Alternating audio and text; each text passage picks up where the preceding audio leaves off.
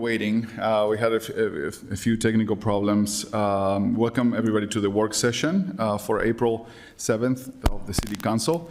Our meetings are public, and you're welcome to join us in person or by watching from the Council agenda page, which might have some issues right now. You can watch us in Zoom or YouTube. The YouTube link does work at the moment. The link and the video will be uploaded to our agenda page after the fact. We hope you continue to join us whichever manner you feel most comfortable. This is a work session meeting during which there's no public comment. You can join us tonight at 7 p.m. For a formal meeting where you can share your comments. We, of course, will welcome your feedback anytime, and you can send that by mail, P.O. Box 145476, Salt Lake City, Utah, or by email at council.comments@slc.gov. You can also call our 24-hour phone line and leave a message, 801-535-7654. All comments we receive on agenda topics are shared with council members and posted also on our website, slc.gov/council. Our first agenda item is an ordinance for Wilmington Avenue partial street vacation, approximately at 2192 South, 2000 East. We're going to welcome Brian Fulmer, Council Policy Analyst, Aaron Barlow, Senior Planner, and Chrissy Gilmore, Planning Manager. And we've got John Anderson with us. Much great. Thank you for the update. Brian, it's your turn. Thank you, Mr. Chair. This is a proposal to vacate or give up city ownership of a triangular-shaped portion of right-of-way between the applicant's property and the sidewalk. The right-of-way section has been fenced as if it was part of the applicant's property for several decades. Use of the sidewalk would not be affected by the vacation if the council chooses to adopt it. The applicant is with us and would appreciate an opportunity to address the council, and I'll turn it over to Aaron and John. Thank you. Next slide, please.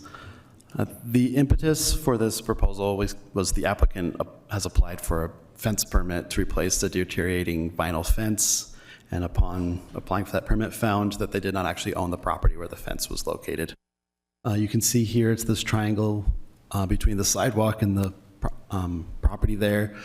This section was vacated to accommodate two subdivisions that did not line up with Wilmington Avenue. Across the street there is a section that was vacated. You can see there the same shape of triangle was removed from that side of the street. Next slide, please. So like I said, this was subdivided in the 30s, and it appears that a fence has been there for as long as the current property owners have lived on the property, since about the 90s.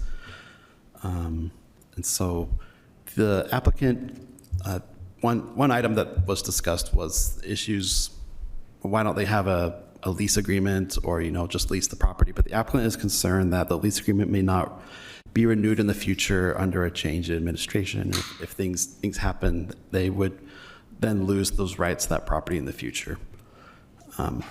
Next slide. Just some site photographs. You can see the fence here, the vinyl fence that they wish to remove and replace with something newer.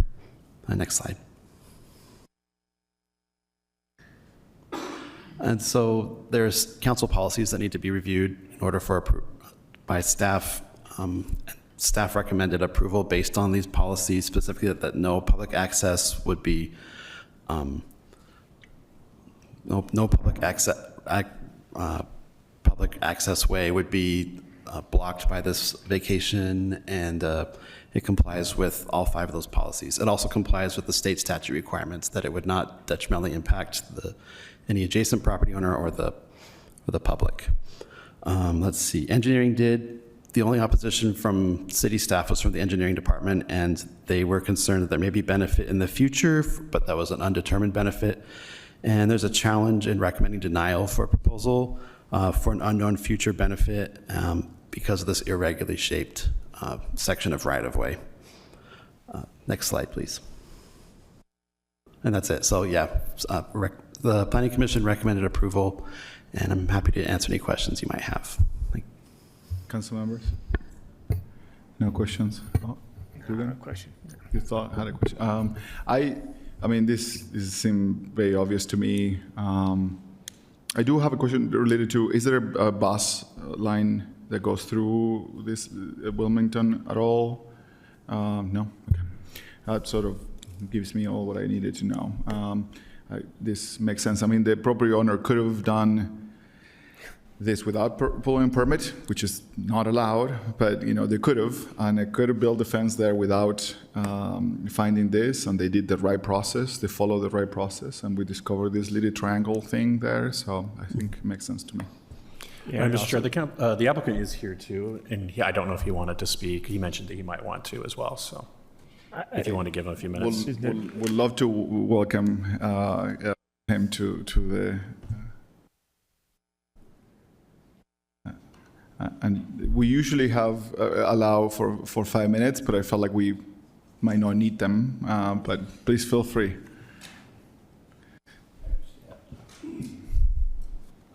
City Council members, thank you for taking this up. I realize it's not the most momentous thing on your calendar right now.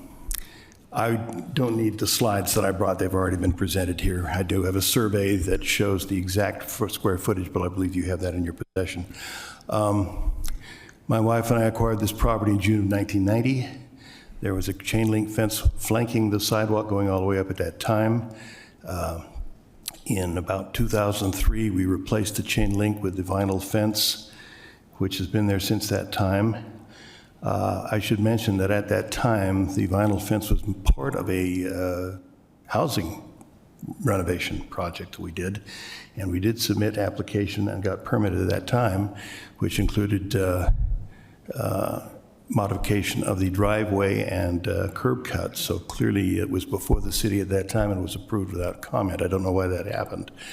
This time, however, our builder dutifully sought a building permit, and as the city attorney told us during a meeting, thank you so much for doing that. We appreciate people being civic-minded, and the answer is no.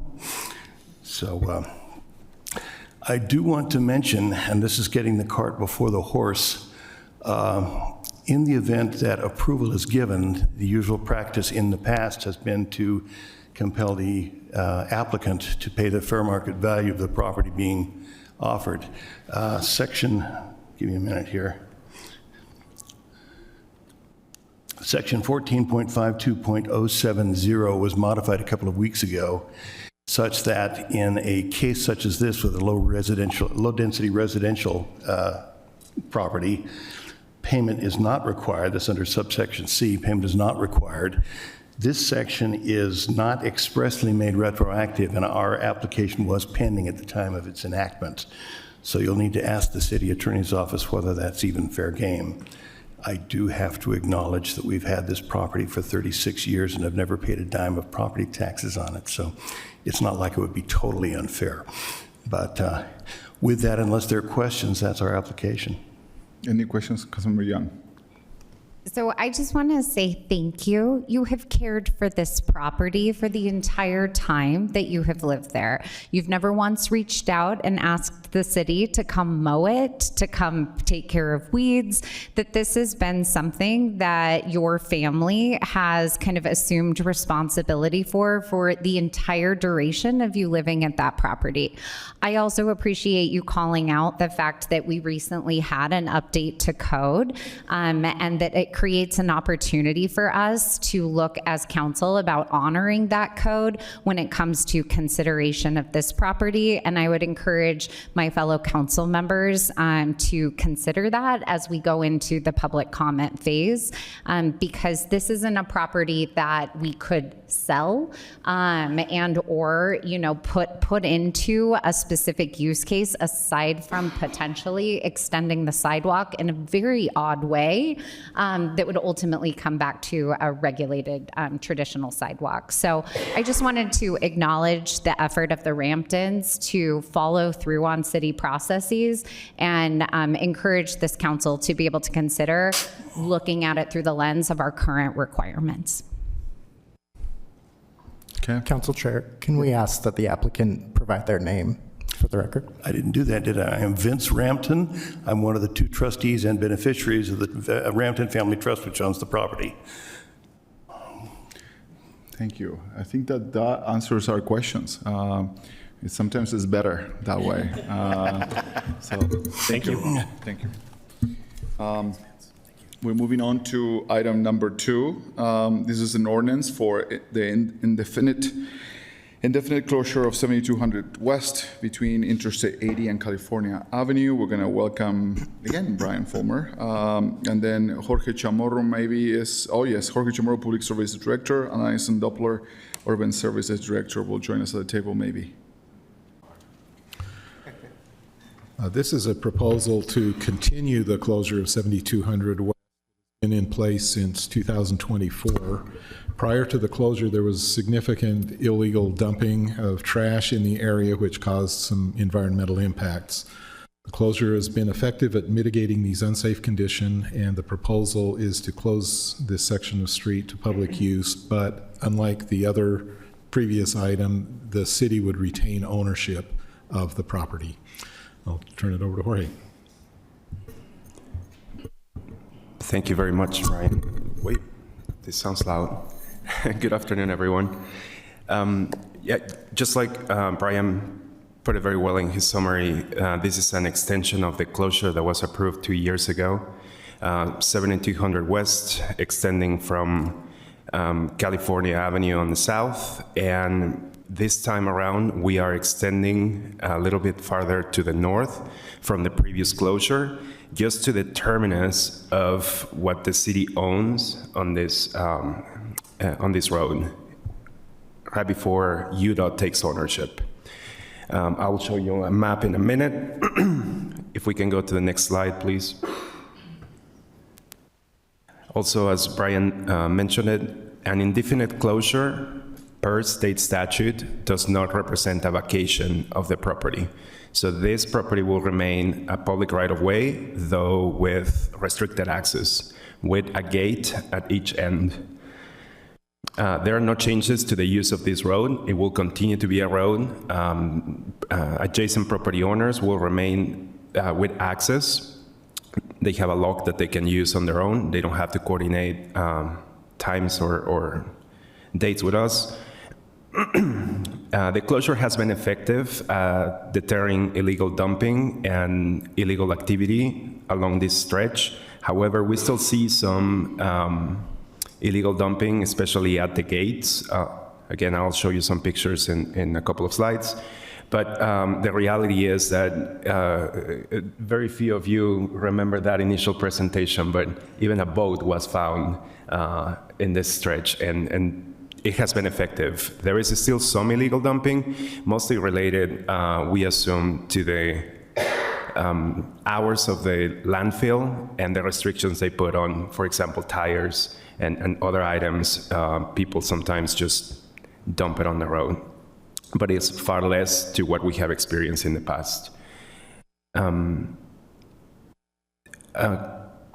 This effort has been coordinated with the engineering and transportation divisions. We have heard from transportation director that there are some plans on connecting I-80 to 201 in the future.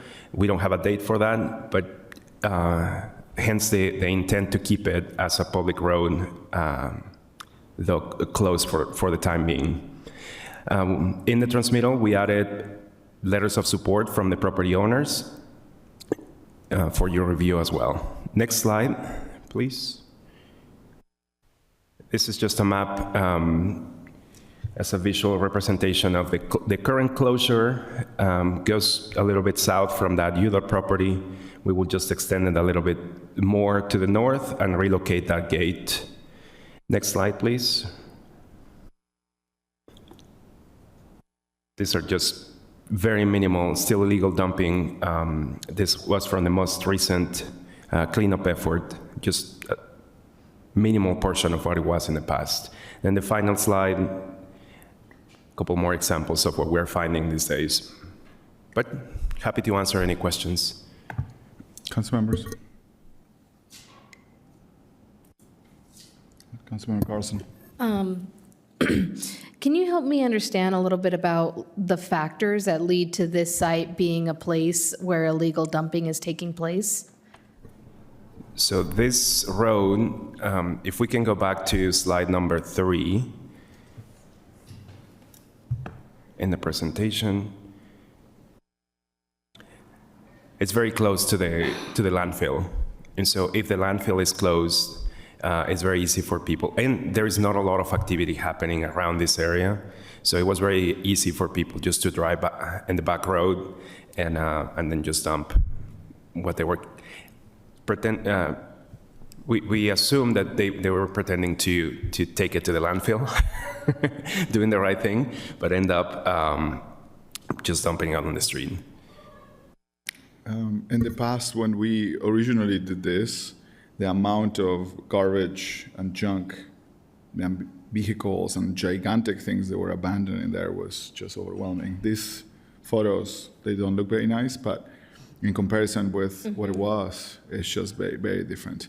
I do want to, I mean, I'm certainly supportive of closing it. It seems like you got letters of support for this from Kennecott, Union Pacific, and Waste Management, and so like everybody has access where they need access. So the posting of is illegal to dump. None of the photos, and I'm sure that the photos are not 360, not capturing every single angle. But I wonder if there is more signing to do, and maybe even say that this area is under surveillance or something like that. Maybe it may not, but I think maybe it's fair to say that maybe the people that are throwing garbage out there might not be watching this meeting. So I think it's maybe worth to bluff a little bit about how many eyes we have in that area, because it is. I remember last time that I think you calculated the cost of removing all that garbage. It was incredibly expensive. So I wonder if a few $100s in signage or thousands of dollars, and I don't even know how much a sign costs, but maybe worth while you're expanding this area of closing. So We'll consider that for sure. Thank you. Yep. Any questions? Councilmember Dugan. I do. Is there a requirement from UDOT to have a sign on the freeway that says no access off this exit or something like that? Because when you leave that exit, you turn south and you have a gate, and you turn north and it's just a dead end. Is there a requirement there on their end? We're calling up the expert. Yeah. Great question. UDOT has not indicated any need to change their signage. If I remember right, there's some access to the north off of that interchange as well, so it's not completely closing all access from this interchange. And then there's that area that UDOT actually owns that people can pull off. Imagine if you have a flat tire you want to pull off, there's a place to pull off. UDOT's never made any indication that they want to change their signage, and it's been closed for a couple of years now. Yeah. Okay, I think that we don't have any more questions about it. Thank you so much. Appreciate it. Moving on to item number 3. This is an ordinance, another indefinite closure. This instance is for 200 South between Montgomery Street and approximately 1640 West. We're gonna keep Brian Fulmer in our table, our council policy analyst, to help us with this item. Lynn Jacobs, Transportation Director, and Joshua Willie, Deputy City Engineer, will join us at the table. This is a proposal to indefinitely close the portion of 200 South between Montgomery Street and approximately 1640 West to create a railroad quiet zone. Under the proposal, the street would be closed to the public, but again, the city would retain ownership. I'll turn it over to Lynn and Josh. And Mark. Thank you all for your attention. So this 200 South closure is really to help support this new railroad quiet zone that we were trying to create. We as a city have been working on this quiet zone for 4 or 5 years now. This would be the 4th quiet zone that we participate with. What's unique about this is this will be the only one that is just uniquely Salt Lake City's quiet zone. We won't have other cities or communities participating in. Slide. So this shows the proposed closure location. It's right next to Montgomery Street. There's currently a skewed crossing of the railroad right here. As we looked at what it would take to make this crossing a quiet zone, It would require pretty significant investment in upgrading this crossing. The skew makes that really complicated, as does the fact that the Patriot Rail, which you can see on the left, kind of the left-hand side of your screen as it's zooming this way, it sits several feet in elevation below Union Pacific's tracks in this area, and we'd actually have to like bring it back up to the same grade, which would take a lot of construction, a lot of money, a lot of investment. As you change rail alignments, we've talked about that quite a bit. It actually takes a lot to move rail vertically. So what happened was that we as a transportation division went out and took a hard look at this roadway. We did some traffic counts to figure out how much it's being utilized. We counted less than 500 cars a day using this road, which is a really low volume for us. It's at the very bottom end of what we would normally see. The roadway also has connectivity around the backside. And so if you want to hit the next slide, shows you a little bit of the design of what we're looking to do. So what we decided was that it probably would be more cost effective to just close this crossing rather than to try to bring it up to standard. And the design that you're seeing here is what we would do to close it. So we would put in physical closures on either side. We would remove the asphalt and all of the crossing road base and everything so that it basically just doesn't exist anymore. We'd put a fence in so that we physically block pedestrians from crossing at this location. And then we would create a cul-de-sac turnaround area so that if a truck or fire truck needs to come up in this area, they have ability to turn around. The dash lines you see in this image are actually what is platted out here. So this area got platted back in many years ago. The area where that cul-de-sac is being built is what was platted as a roadway, so that's actually all existing right-of-way. So we don't need to acquire property to build that. And that creates this situation where we can turn people around if we need to. We would remove asphalt up around the closure and basically clean up that area and just make it so that nobody can cross here anymore. The reason to create this quiet zone is you can see those houses that are just to the bottom of your screen. There's an entire neighborhood here. Every time the train comes through here, they have to blare their horns, and you can imagine at 2 a.m. in the morning if you live in one of those houses and you hear that horn blaring, that's pretty disruptive.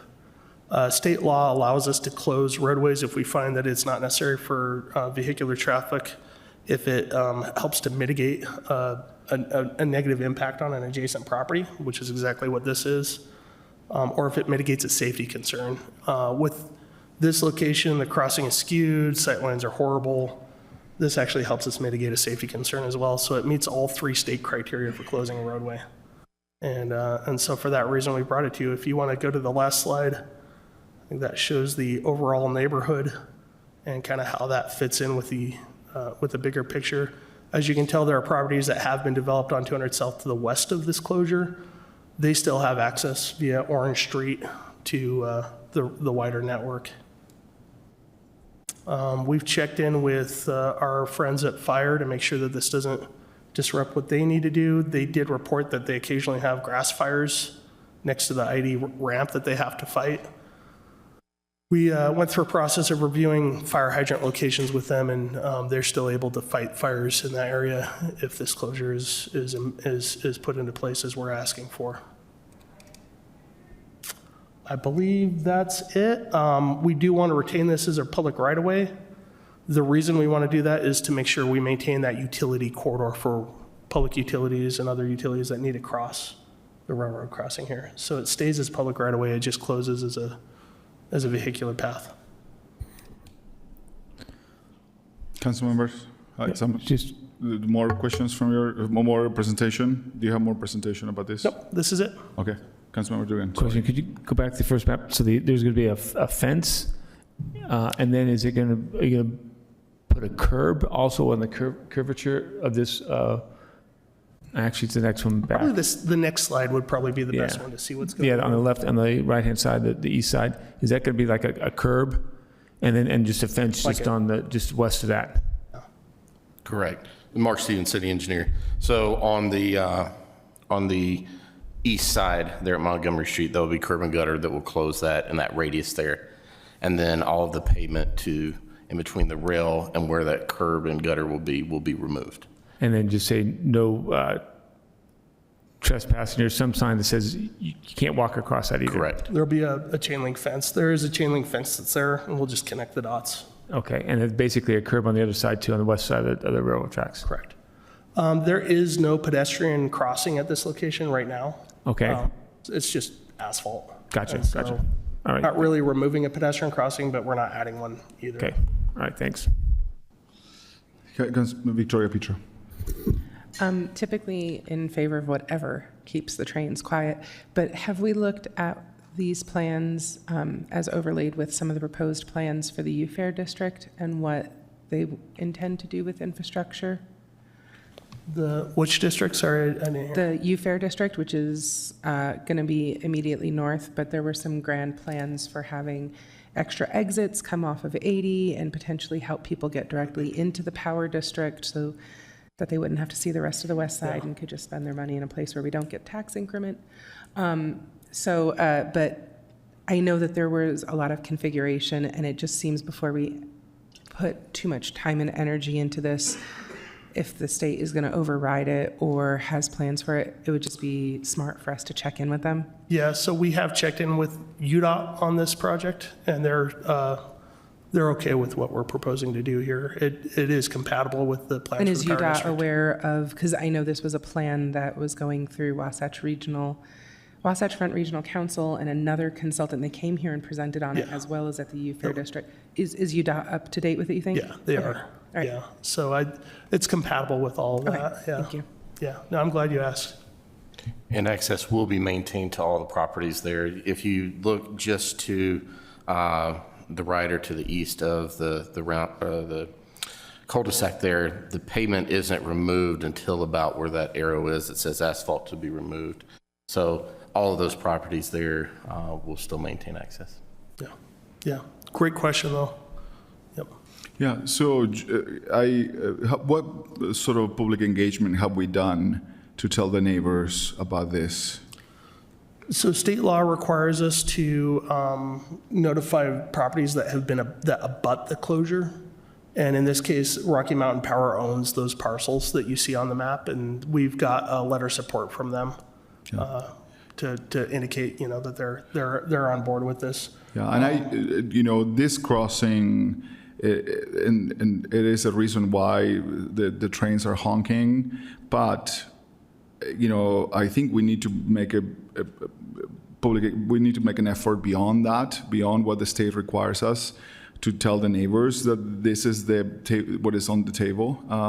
Because what is going to happen is I'm going to get a couple hundred phone calls and a couple hundred emails and why they weren't notified about this. And I feel like if we tell them that this is what is at stake, we can actually make the trains be quiet.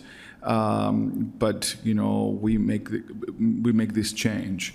I still be in favor of it most likely after the fact, but I worry that not engaging the neighbors will be a mistake. And so I know this area quite well. And 200 South goes under Redwood Road, and Redwood Road is quite high in the area, so it's not like we can actually easily connect it to Redwood Road. It's also very close to the entrance to the freeway, so engineering-wise, it's kind of hard to make this road a connection to the neighborhood.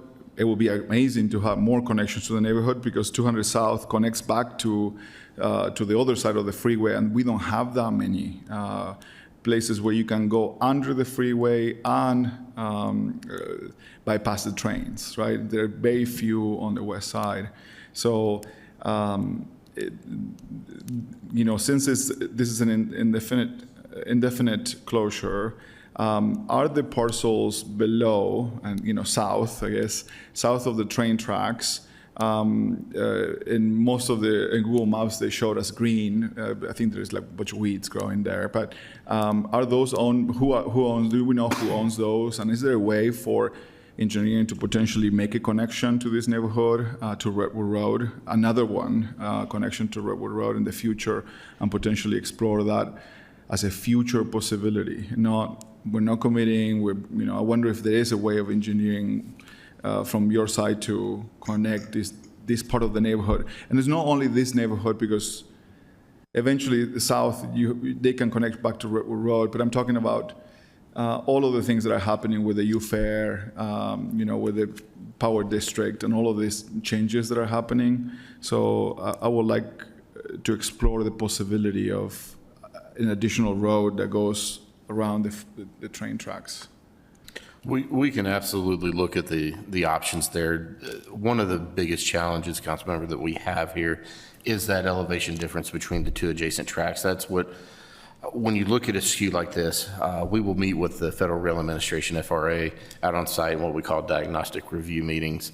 And in those meetings, FRA points out all of their major concerns as to, if we have to put in the safety measures such as pedestrian crossings, although there's not a current pedestrian crossing here, if we had to do that, it presented unsafe conditions, almost like a pedestrian refuge island between the two tracks, the Patriot Rail on the left or on the west and the Union Pacific on the right, to be able to accommodate the signal timing for the gate arms that come down. So there was a lot of consideration. Actually, originally, the design was to go with a pedestrian crossing, but as a result of the unsafe timings, the having to put a pedestrian refuge island in between the two tracks and wait, FRA ultimately came up with the determination that the ideal setting for this would be a closure and for them to support the quiet zone. So we were pretty limited, although we did start with the design for a pedestrian crossing here and maintain the road open without the closure that's now being proposed. Those were the challenges that we were up against. And so it was pretty intense and iterative process to ultimately come up with a road closure that FRA said. But to come back to your original question, we can absolutely look at, providing access. If you're proposing an additional crossing or a road crossing, then we would have to do an additional crossing that would add to the quiet zone here. So as part of this closure, the 200 South closure, there's also an Orange Street crossing that is receiving all the safety improvements, and Navajo Street there at United Steel. So there's 3 total crossings as part of this new quiet zone: Orange Street, 200 South, and Navajo Street. 200 South was just the one because of the elevation difference. Yeah. Because of safety and pedestrians, if we were going to propose a pedestrian crossing, it would be unsafe. Yeah, and I was talking about the vehicle option to connect it back to Redwood Road in that area to make it easy for vehicles to exit the area or come into the area. Now, going back to your point about retaining the crossing, when you explained, you said the cost will be very high and the cost will be a lot. Those are the words that I heard. Can you add a little more definitions onto what very high and a lot is to get an idea? We're looking, as we looked at some of the cost savings, it was in between 1 and 1.5 million additional to add all of the additional infrastructure in to make this a vehicular and pedestrian crossing. And so when we put in these quiet zone elements, it has to take into account, and it's required to take into account, the pedestrian component. And so it almost turned into a zigzag with a median crossing where crossing each rail was at a perpendicular and then a zigzag and crossing. So with the elevation change and with that's where the cost came in. Now, one of the alternatives is adjusting that Patriot Rail line higher, but to be able to raise that rail, it would have to extend just the foot or foot and a half to make the 2 rail lines the same elevation. It would take thousands and thousands of feet and affecting many more crossings along this route or along this rail corridor. So 1.5 million was for the first option to start beyond the details of the crossing, the arms maybe, right? Is that what you're saying? Arms, pedestrian crossing, everything else, it is much higher than that if we were to raise the actual Patriot Rail line. So how much money we're talking about then? Like ballpark, you give me 1.5 million, but then I was more money than that, we're talking To about. raise the rail line, you're talking tens and tens of millions of dollars. So just to make this a viable crossing with arms and whatever safety are required to make sure that this works, we're talking about more than tens of millions of dollars. Correct. Yeah. In order to meet FRA's requirements to make this a quiet zone, that's what it would take, tens of millions of dollars. Okay, I think that would be, that value proposition is a good one to me and to my neighbors to explain. It's not like we have, if it's $1 million, $1.5 million, over years, it feels like it's a doable thing. We can say to the neighbors, in the next 10 years, we potentially could work into finding that, and maybe some grants, maybe some projects, some funding, but tens of millions of dollars for a crossing that is barely used is a hard one to advocate for. So I do feel very strongly about the posting in the area that this is being discussed, putting some signs up there and doing some public engagement to those neighbors. So I don't want to, I feel like you can handle the answers better than I can. Because I'm gonna send them to you anyway. So I would prefer that they have an easier way to understand what is at stake, what are you balancing, the cost of this, and what they're gaining. They're gaining sleep. They're gonna be able to sleep better with these trains being quiet. So how could we make sure that there is some public engagement for this? There's several aspects to go there, and I'll let my counterparts answer as well. There's a 4-week public hearing that we have to, after notifying UDOT, which we already have, 4-week hearing process that we're working through with the city recorder's office. Then we'll do additional canvassing in the community to be able to get the word out through mailers, and we'll work on what the best approach to that is. Yeah. Yeah, I'll just add, there has been some focused engagement as part of our Quiet Zone project for, individual properties that will be directly affected with this project at, the various crossings that Mark already mentioned.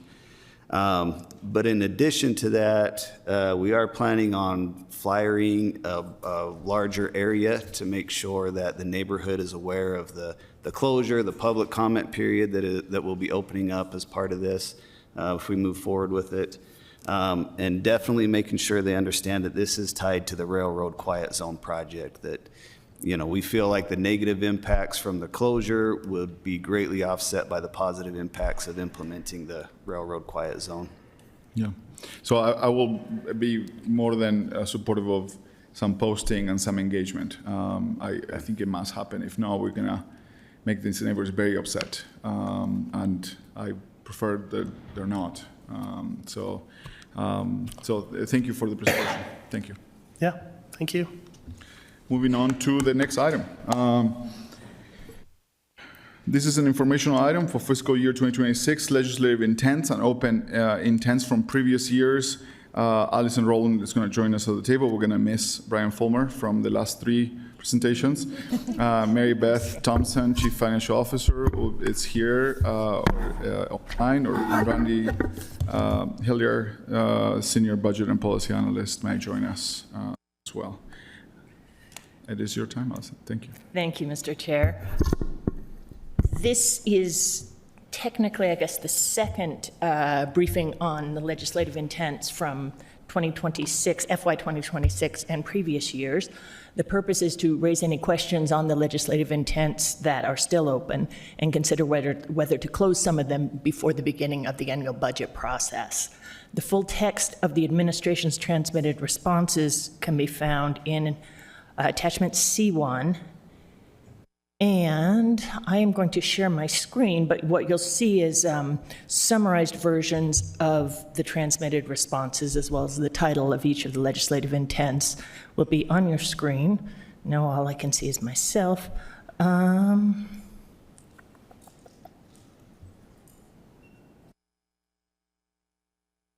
That's a little better, right? No, not yet.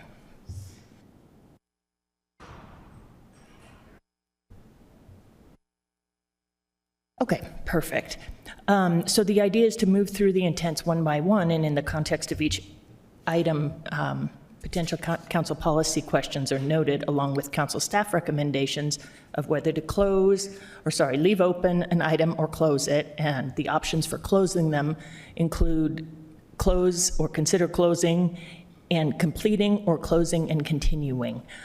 So the council can consider closing any of these legislative intents in addition to asking any questions you may have or anything else you really would like to do. So I don't know if it's easiest, Mr. Chair, to simply scroll through these one by one. Maybe I can read the title and tell you the staff assessment of it. Yeah, I think like a brief run through, a quick update, and if anybody says something, we can talk about it, and if no one says anything, move on to the next one. Okay, so we're starting with the Attorney's Office. There's an FY26 intent for court system budget and workload evaluation, and the Attorney's Office is working with the Finance Department on this, so we consider the assessment to be still open.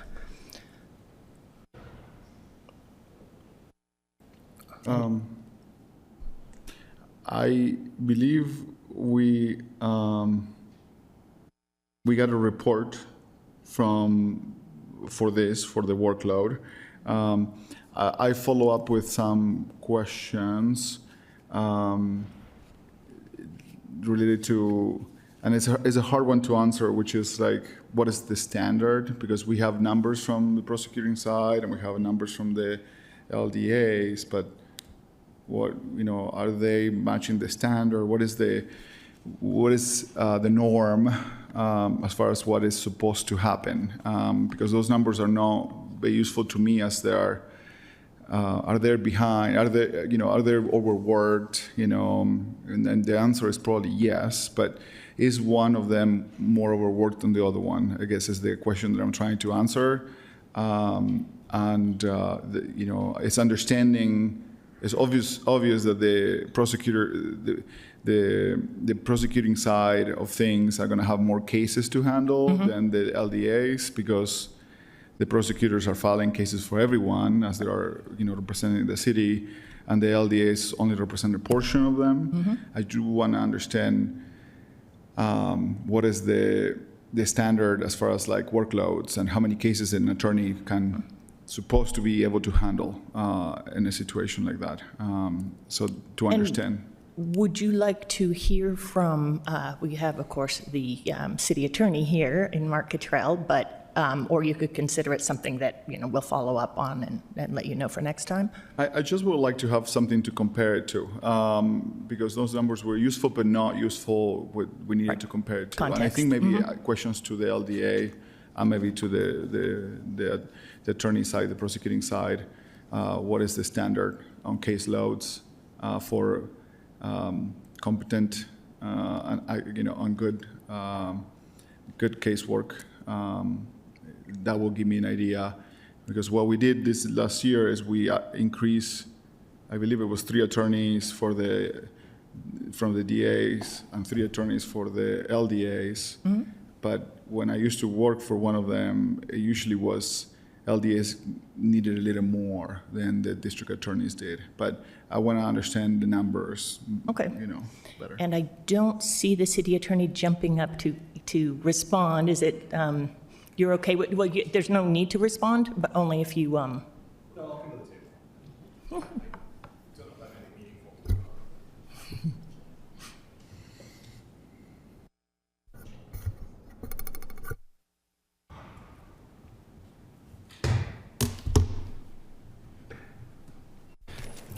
Sorry, thanks.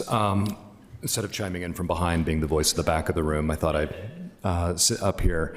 We could certainly work to get that standard to compare the data. I think that is a very tricky thing to do. As someone who's been a public defender and has managed heavy caseloads, there's always the quantitative number, but it's also the qualitative nature of some of these cases, right? And that can be hard to quantify sometimes. But we've had those conversations with LDA and with the prosecutor's office, and let's see what we can do to get you the information you need to make those assessments. Yeah, thank you. Okay, any other comments on the first one? Okay, let's move to the second one, also on the Attorney's Office. Councilmember Petro. This one continues to be probably one of my highest priorities for what we need to prioritize during budget upcoming as well. This system needs investment, so just putting that on the record. The first one? Okay. So the second one is from FY24, Department Role Clarity and Ordinance. In the past, the council indicated they'd like to, well, you would like to review updates for the city code for Department of Economic Development, Sustainability Department, and Public Lands. And currently, the Sustainability Department the potential changes are being reviewed and will be scheduled soon. And the council mentioned last fall that DED would likely be the next one you'd like for the Attorney's Office to review in terms of potential updates to city code. Yeah, I mean, one of the questions we had back in the day was about sustainability and that department as a whole, and how, what their mission and what really we wanted to accomplish, and maybe making some of these things part of our ordinance book. So I feel like that needs to happen eventually. It's not urgent, but it definitely needs to be treated as the other departments are. So yeah, thank you. And then the final one for the Attorney's Office is from FY24, pay parity among attorneys. So the idea is that that county prosecutors, city prosecutors are within an acceptable margin in terms of their salaries, and based on a review that Human Resources did, they found that they were within an acceptable margin. Does this one predate us deciding to bring the prosecution home eventually? Was that a 25? How does this comport with the intention that we are going to be separating out from the county office? I don't know that is the plan any longer. Okay. Yeah, I think we probably should get an update on that if that's not the plan. Yeah, I think last year the administration decided against separating from the county prosecutor's office. So we can get maybe a fuller update for you guys. That'd be great. Yeah, and I remember. Is that okay? I think there was miscommunications, if I remember right, miscommunications about the service levels and the costs in there, but I think they were addressed right immediately after. But we have the source of the information here, so yes, go ahead. We paused it, but the intent is to do a thoughtful analysis to look at the costs for both organizations and the pros and the cons, and we're beginning that process again. So it's still part of... It's Schrodinger's prosecutor, still with the county and also not. We're looking at pros and cons of both. Okay, I've been keeping kind of a mental place block holder for me for renovations, office, things that we're going to owe to the prosecutor should we bring them home. So I think for me, budgetarily, that would be really awesome to know if it's possible, just to understand what your inclination is before budget season, just because I have a mental holder in my head up for that work. But this is not happening anytime soon because it's a huge lift to bring them home, so it's not happening this year. Exactly, but it's still causing me to look longer-term implications of current budgetary decisions. That makes sense. Okay, thank you. And the next department is, I believe, Community and Neighborhoods Department. The first item on that list is from FY26, the don't block the box idea, which is Dan, they're calling your name. It was actually Councilmember Petro. Oh, what? Yeah. Really? I love my suburban brother and sisters. I do not love when they come into my town and drive like they have never driven in an urban context. And especially with the reopening of the temple coming and all the other things we have, I think reminding them that they do not have to shoehorn themselves into every square inch, especially when they block pedestrian safety at crosswalks, is in our mutual best interest. Thank you. Sorry for forgetting that you. But I am so complimented that I was confused for a Dugan initiative. I feel like my evolution is just really coming along. I feel like maybe you guys. I remember the conversation. You guys, you mentioned you like. I mentioned it, and it's funny because I mentioned it, but my block isn't on the 3 blocks. It's not my block, but. Do we have any direction from the administration? I guess we heard that it costs $10,000 per intersection. Does the administration have any data that could say these crossings may be the best ones to implement something like this? Certainly, we cannot do something like this across the city because it's way too expensive. Right, and so I believe their intention is to do a pilot study, and they've named 3 intersections that they would start with down at the bottom of the, you can see them down at the bottom of that box. Pilots, so we're going to try them, see what happens. Test and see how they work. People understand. I'd love to add a box there, but they didn't add it yet, so I have to beat up. If we were to make it an ordinance and do education, could we just begin enforcement? Are we overcomplicating things by having to have a pilot program when we have speed limits? You can just tell people that it's 20 miles an hour now. We could follow up with, I think, with the transportation division on what that would look like. Based on workload and PD, I'm wondering about how enforcement would be prioritized with some of the other workload that they have, but it doesn't mean that it's not the right thing to do to pass an ordinance. So we can follow up on that. Thanks. Any other on this item? No. All right, then. Or if you can add that blocks, add the intersection at 1300 and and Foothill. 13 South and Foothill. We are piloting this on the west side, sir. It's my first traffic-related. Not really. They're suggesting 1300 East Parkway Avenue, 1300 East Westminster Avenue, and then South Temple and J Street. So those are the ones that are 13th East and 2200 South. And I believe 1300 South and 2200 East. I believe the Transportation Department has a systematic way to measure the problems in different places, and so they may want to present that before we follow up on your item. I think it's worth to find out from streets if it's effective, if it's working, if it really is doing what it's supposed to do, and then we can follow up with more tools to this and potentially enforcement. So. Okay, let's move on to the next one. Okay, this is from FY26, Arts Council funding and programs. The administration has provided an overview of the Arts Council's budget, program, and priority, and proposed ways for the council to be more engaged. And they've begun to implement some of the process improvements and increase the number of projects in 2025. So this is an ongoing, an update with reporting ongoing information. So the staff recommendation is for it to remain open. I feel very strongly about this, especially about the priorities of the Arts Council. It's not to talk about the past, it's really talk about the future.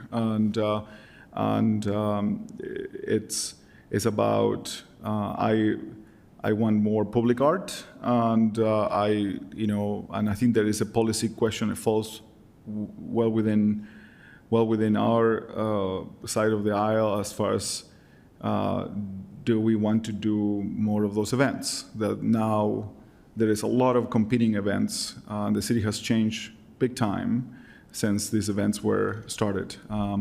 Now, are those traditions? And do we really? And those are values that are those values of us, and do we want to continue? Those are, I think, discussions that we should make. But I do want to see more public art. It's kind of sad to visit other cities and then see so many amazing pieces of art, and we have some good ones. And no, it's about the future now, not about the past. So I would like to put a little more effort on seeing more pieces of art. Councilmember Lopez Chavez. Thank you, and I concur, and I've appreciated your support over the years as we've developed this conversation.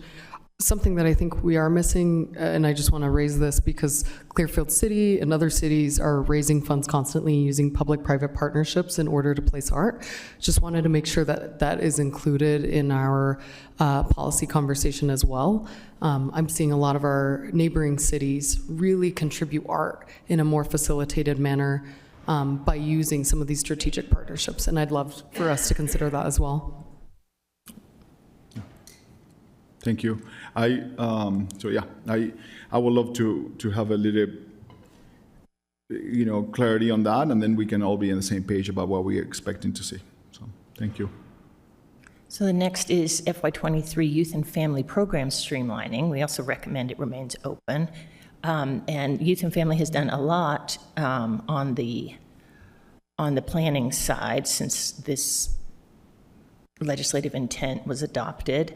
But there is a policy question that came up because they have developed a strategic plan, and since that may have some implications for the city budget, we're wondering if the council might want to schedule a work session discussion on it.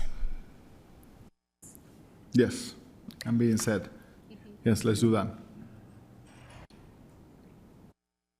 Anything else on this item?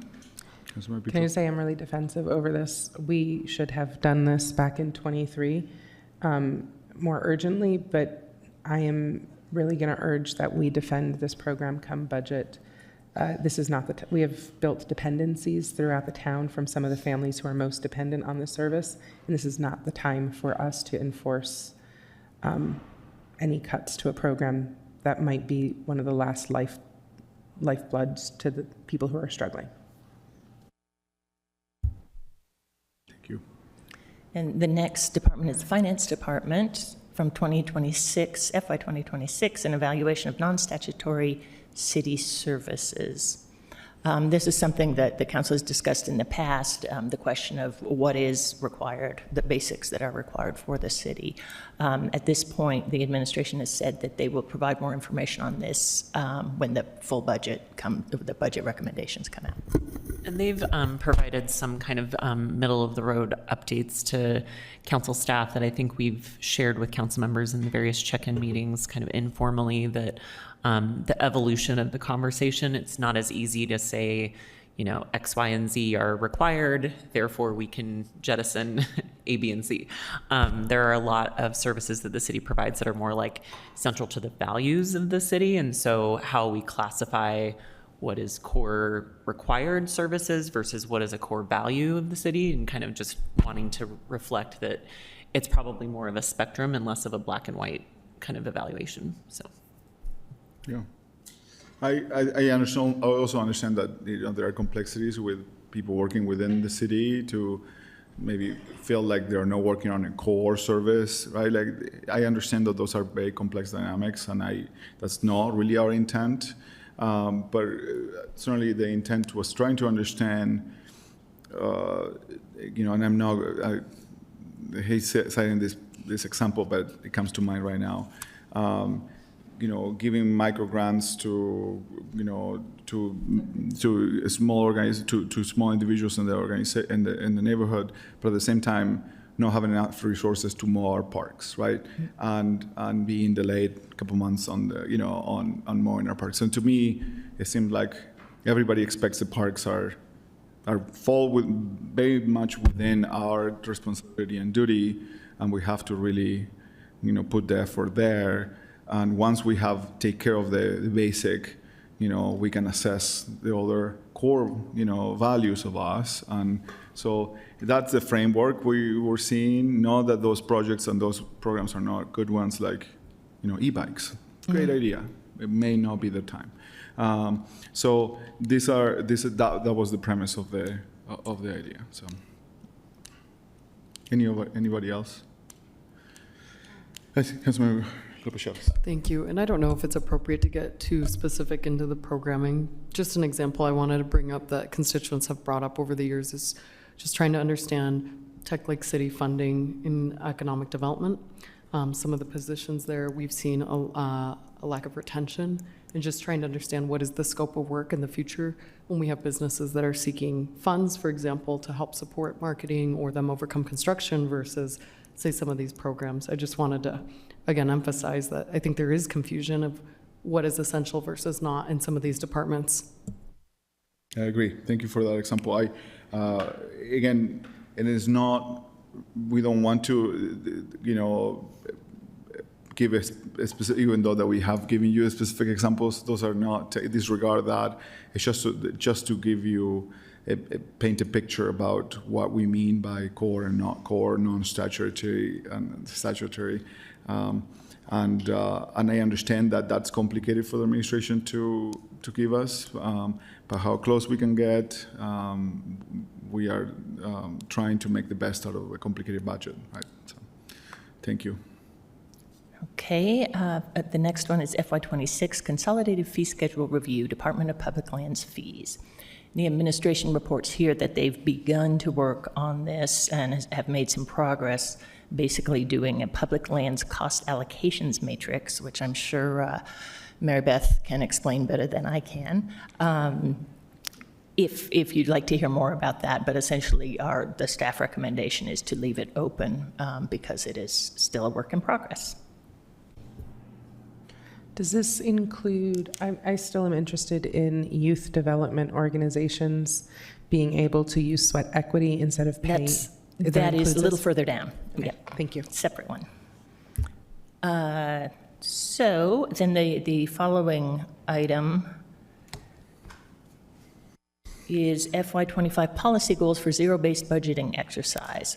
Part A is balancing resources in the Public Lands Department, and B is a staffing vacancy analysis. So similar to they're related but not identical. The Public Lands Department is developing a strategic capital acquisition and asset management plan, which they've been working on for some time, which will also clarify sort of the resources needed and expected for Public Lands Department. So we believe that should stay open. The second one, the staffing vacancy analysis, the Finance Department has worked with that, and they plan to report it in the recommended budget every year. So we thought you may consider changing it to close and continue. Are we okay if we close and continue, B? Yes. Okay, let's do that. Okay. Next is this is a one from a previous year, the consolidated fee schedule and evaluation in 2 areas. Actually, I think there's more than 2. Yes, 3 areas. Sidewalk closures, lane closures, and sidewalk fees, which is Part A. B, which is reducing business license fees for push carts and other mobile vendors. And C is providing 100% forgiveness for city playing field fees for youth development teams. So the one Councilmember Petro mentioned.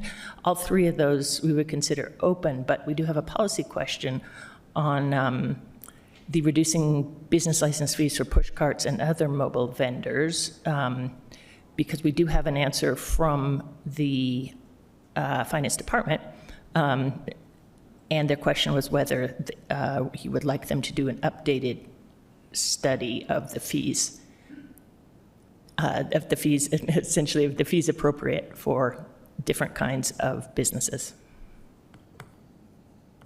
Who felt strongly about this one? I cannot remember. Because I worry about studies, and maybe, then we're gonna pay money for giving us a study, and we're talking about $150 fees for these vendors. So Yeah, it may not be worth the cost of the study. So I don't remember this conversation. Might have been. I wonder if there's a way to amend it so that it's not a study on the fee, but just understanding, I think in general, push carts are great entry into culinary and cuisine, and just kind of curious to see, I'm seeing more and more of them.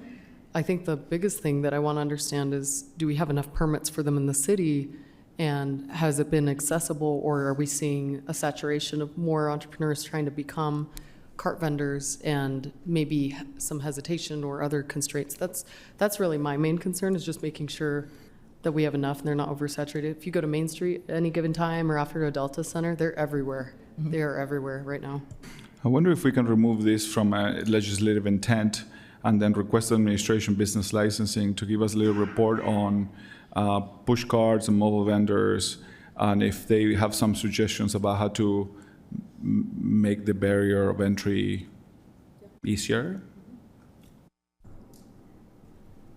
Yeah, I think that's great. And like I said, I think I'd just be curious to see if downtown or other places, event venues like the 801 Event Center, if they're oversaturated or if we're seeing concerns about permitting. Otherwise, I think that's great. And then I just want to make sure that those permits are available in other languages, because I know being culturally sensitive to the type of folks that really take advantage of this entry into entrepreneurship. Thank you.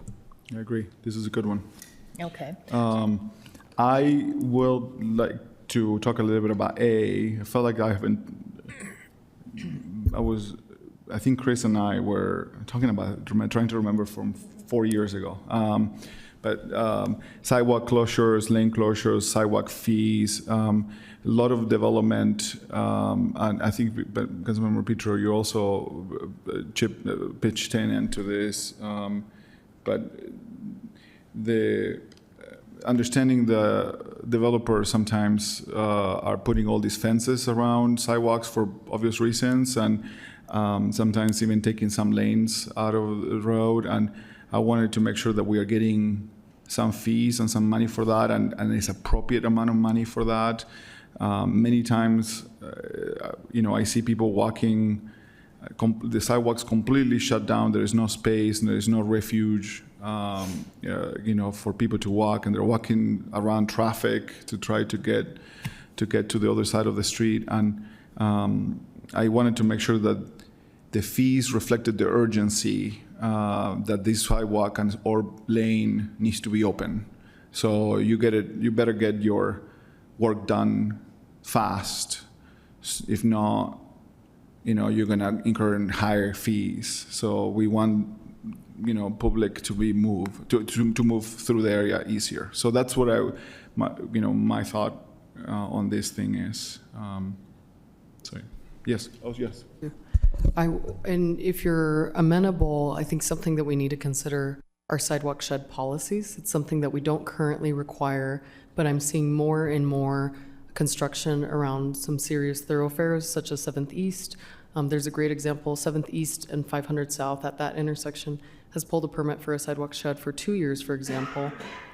We're expected to have pedestrians walk in the middle of one of our grand boulevards to cross safely. And I think that's something that concerns Central City and East Central neighbors, but also as we see more and more construction, it is something that I'd like to understand is when is a sidewalk shed appropriate? For how long are we willing to permit those terms? That example is 24 months, but it could be longer. At what point do we decide that temporary pop-up is not sufficient for the safety of pedestrians during construction, or as we wait for construction to even begin? Yeah. And I'm wondering, because there's a note in here that the administration, there was just an accident in cutting and pasting in the transmittal, and so I'm wondering the administration may want to respond to this, an update on any work they have been doing. I don't know if you want to ask them to come up if they... Well, if they feel prepared, if not, we can talk with them. We can ask them for an update on that. But the intent here is to push some urgency from developers and construction, and the fee may be a conduit to say you are impeding the free flow and making things very dangerous for everybody because you pull an indefinite, for a very long permit, and we are trying to. You're developing, we get it, but just be more cognizant of what is around you. So that's really, Councilmember Petro. Not only the sense of urgency, but any ADA compliance that is lost needs to be accounted for either in a fee or in some sort of accommodation from the developer themselves too. So urgency and ADA for me. Yeah. I would love to get a little more of that. This sort of touches the issue, but maybe there is a question that could be asked the administration on this. And I see, and this is an example, it's just north of North Temple on 900 West. There is a street there that has been under construction because there is a lot of development that is happening in that street behind the old Dollar Tree, Victoria. And they trenched the street to make some connections.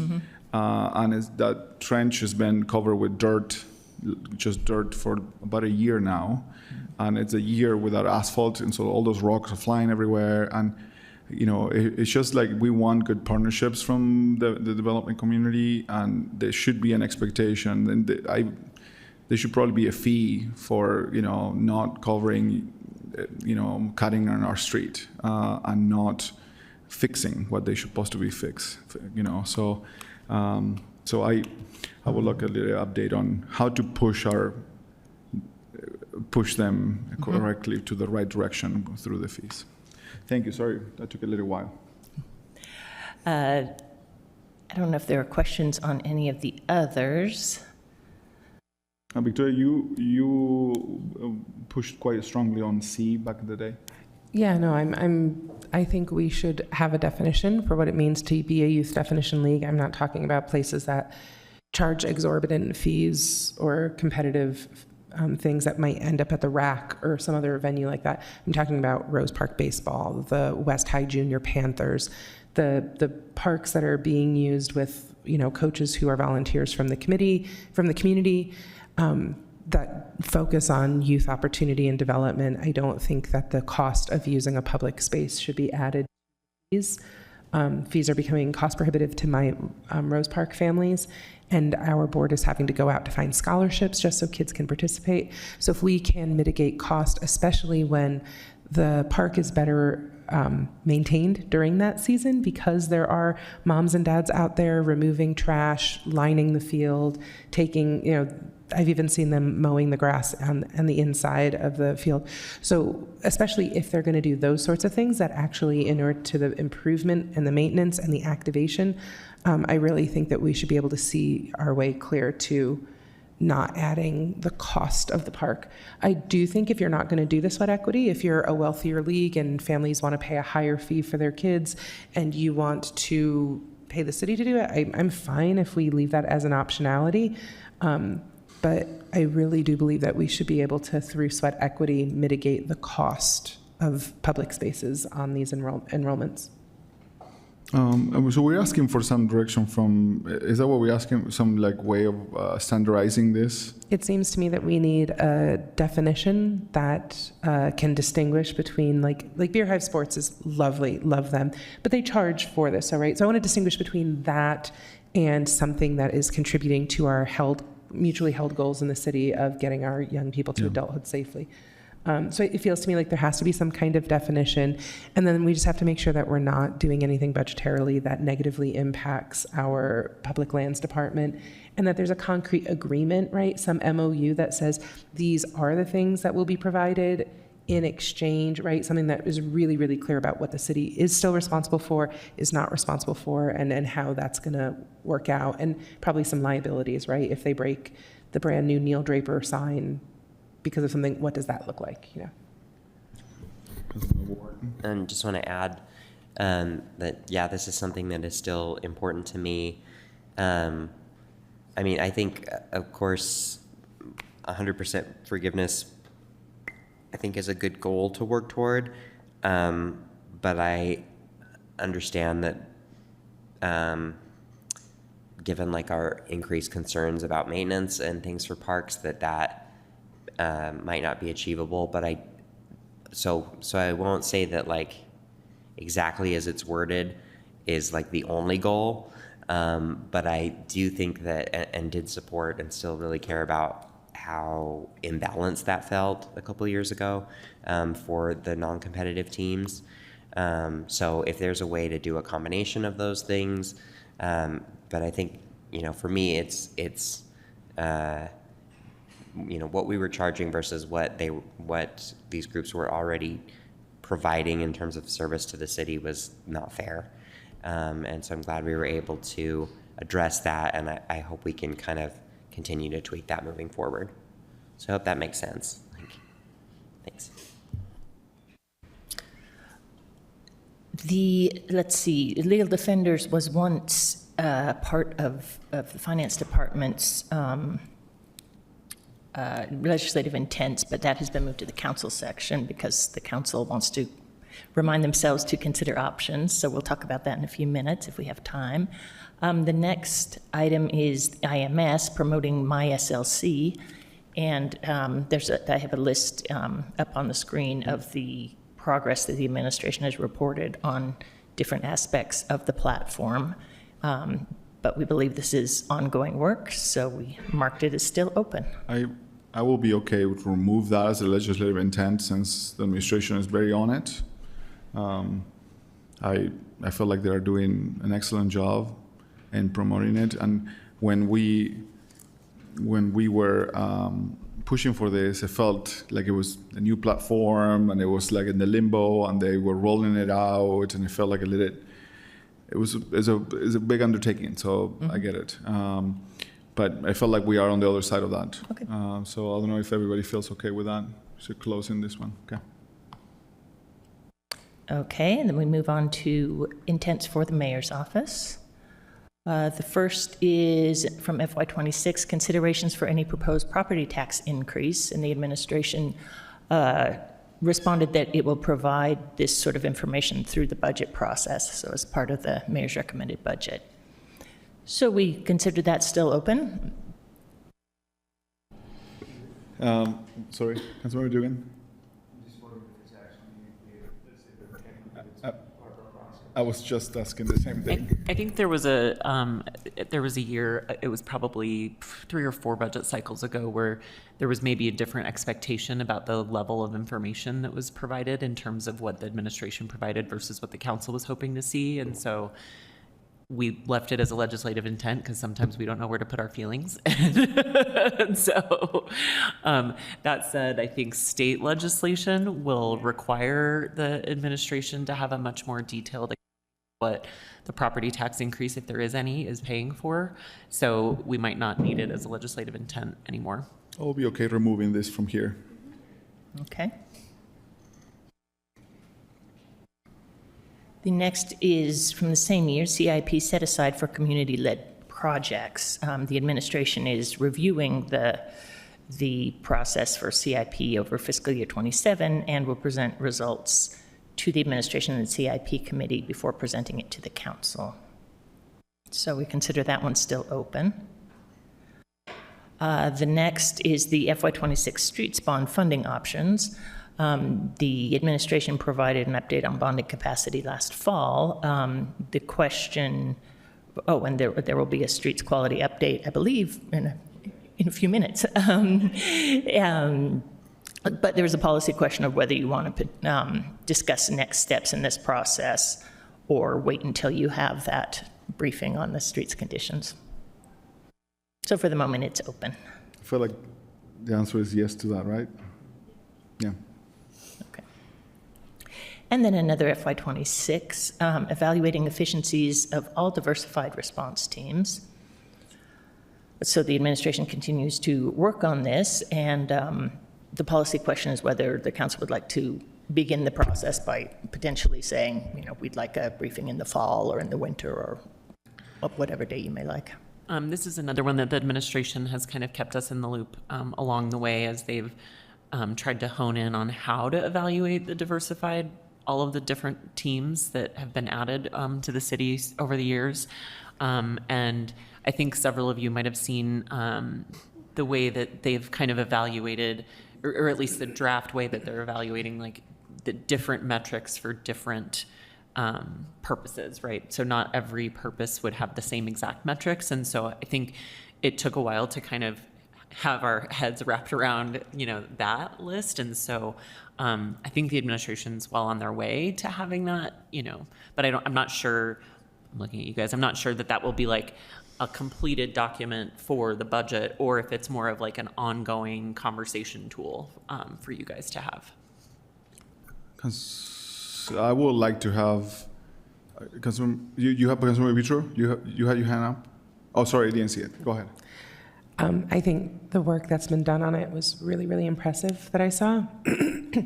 I'm sad that it's not ready because this is the year where conversations and decisions have to be made, and having that data. So I would like to see this not only continue just in the vein that it's been, but I would also love it if, as we approve new programs, that we expect with the original funding that we would understand what success is for each program that we approve and what it would look like for that success to be approximated, so that we don't have to go and retrofit everything to a metric, but can, going forward, just have data. And I think our public safety apparatus is really a great model for this. Anytime Chief Lieb comes and presents anything, he has amazing, concise data. I know what the medical response team does because of Chief Lieb. So I know that there's wheels within the city so that not everything has to be reinvented. I'm not trying to make anything more cumbersome than it needs to be, but I am cognizant that difficult decisions need to be made on more than the instinct or political impressions of the people who hold the office, and should be based on data for if it's approximating success in reaching city goals or not. Yeah, I felt the same. I also worry that with a very tough budget, many of us may feel inclined to stop some programs, and then the administration may come back with, actually this program fulfills this X, Y, and Z, and I, we're gonna have to, go through that process a little blind. Hopefully, the administration can help us with that information along the way. And I know it's tough when we disagree, the administration and the council, but many of us are going to have to maybe feel strongly about scrutinizing some of these programs. Okay, and then the final one, which is in the mayor's office bunch, is FY25 noise enforcement work on both vehicular and non-vehicular noise enforcement. How do we feel? Those responses are said to be forthcoming. Okay. Then we move to the Department of Public Lands. The first, or the only, is FY26 water usage by the Department of Public Lands. And you can see the department's response to our question about updates up on the screen. Essentially, they have been working on this on a number of fronts. And so the question, I guess, is whether to consider changing this to close and continue, or to leave it open if you have additional concerns.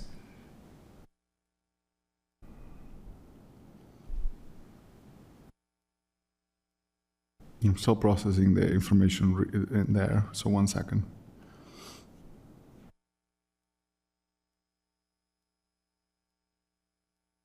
Oh, Councilmember Young, sorry. No worries.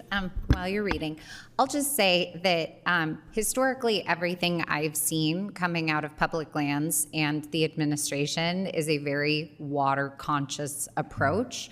I also understand the limitations related to historical infrastructure, and that we're trying to balance those upgrades while focusing on water conservation. So for me, the report and/or what we've seen historically meets this need. I don't know if I would benefit from additional information in that space, just noting, like I said, what I've seen historically. I agree. I'm not sure that additional information is needed at this point, but what I would like to see more is actually matching that information with the request the administration is asking, a little more congruent to that. We recently heard about, a new vision here for this area, while we still have like tens of millions of dollars of separating sprinkler lines versus tree watering lines, and the report highlighted the need to separate those for drought purposes, to make sure that our trees don't die in our parks while we are saving water when we are in peak drought. Mm-hmm. So it's almost like we need to really be congruent with some of these goals. So I'm hoping that the goals are still guiding us into more of that. So generally, I'm okay to closing and continuing, but I would like to see a little more connection between that and what we see from requests. And not just for us, but also just for the general public to understand what we are saving in what we are doing to conserve the water, from our parks, from our golf courses, from our just general usage, how we are walking the walk here in this area and making sure that we're doing a good job of doing that and highlighting what we're doing, and we're asking for them to do the same thing. Right. So, Okay. but yeah, closing and continue, I can see that as being the right way to go. I feel like this is a good place to to stop, unless any of you have any of those legislative intents or feelings intents that we have placed in there that you want to discuss before we make a pause. Yeah. Take a break. We're good? Okay. And we're very close to Thank being you. done, just so you know. Thank you. So, council members, we're going to take a break for 20 minutes. We're going to get back here at 4 o'clock. Thank you.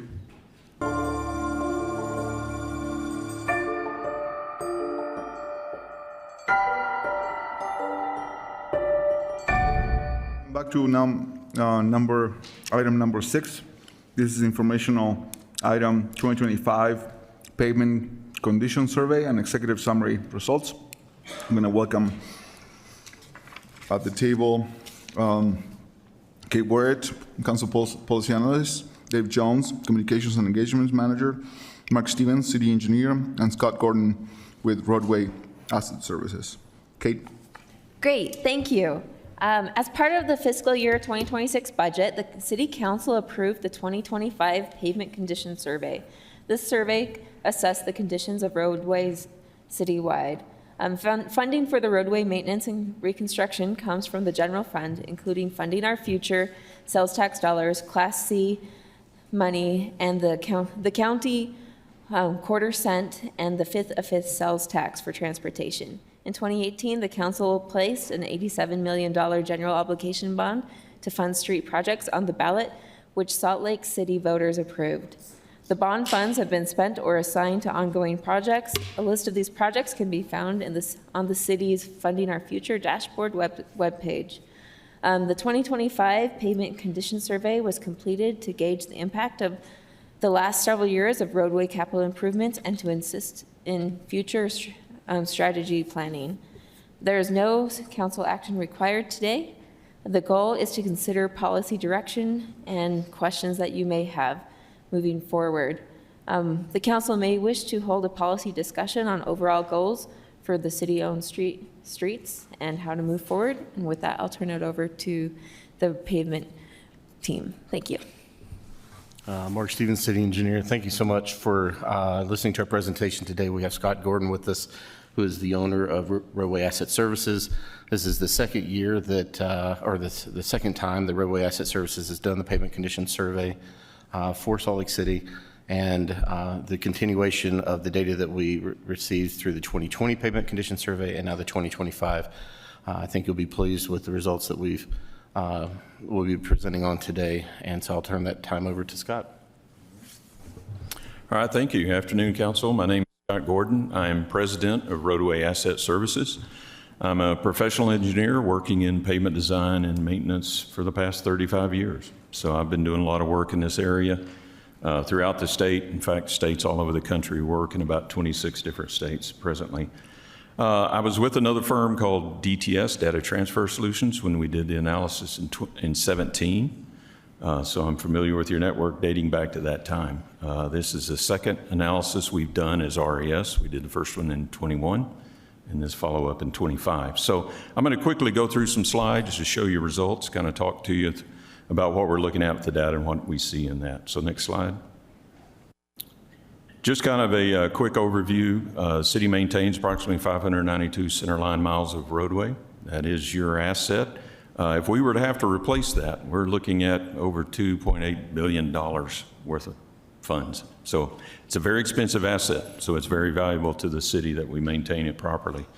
We're going to talk a little bit today about Pavement Condition Index. I know you likely have heard the term Overall Condition Index, OCI, out of Cartograph.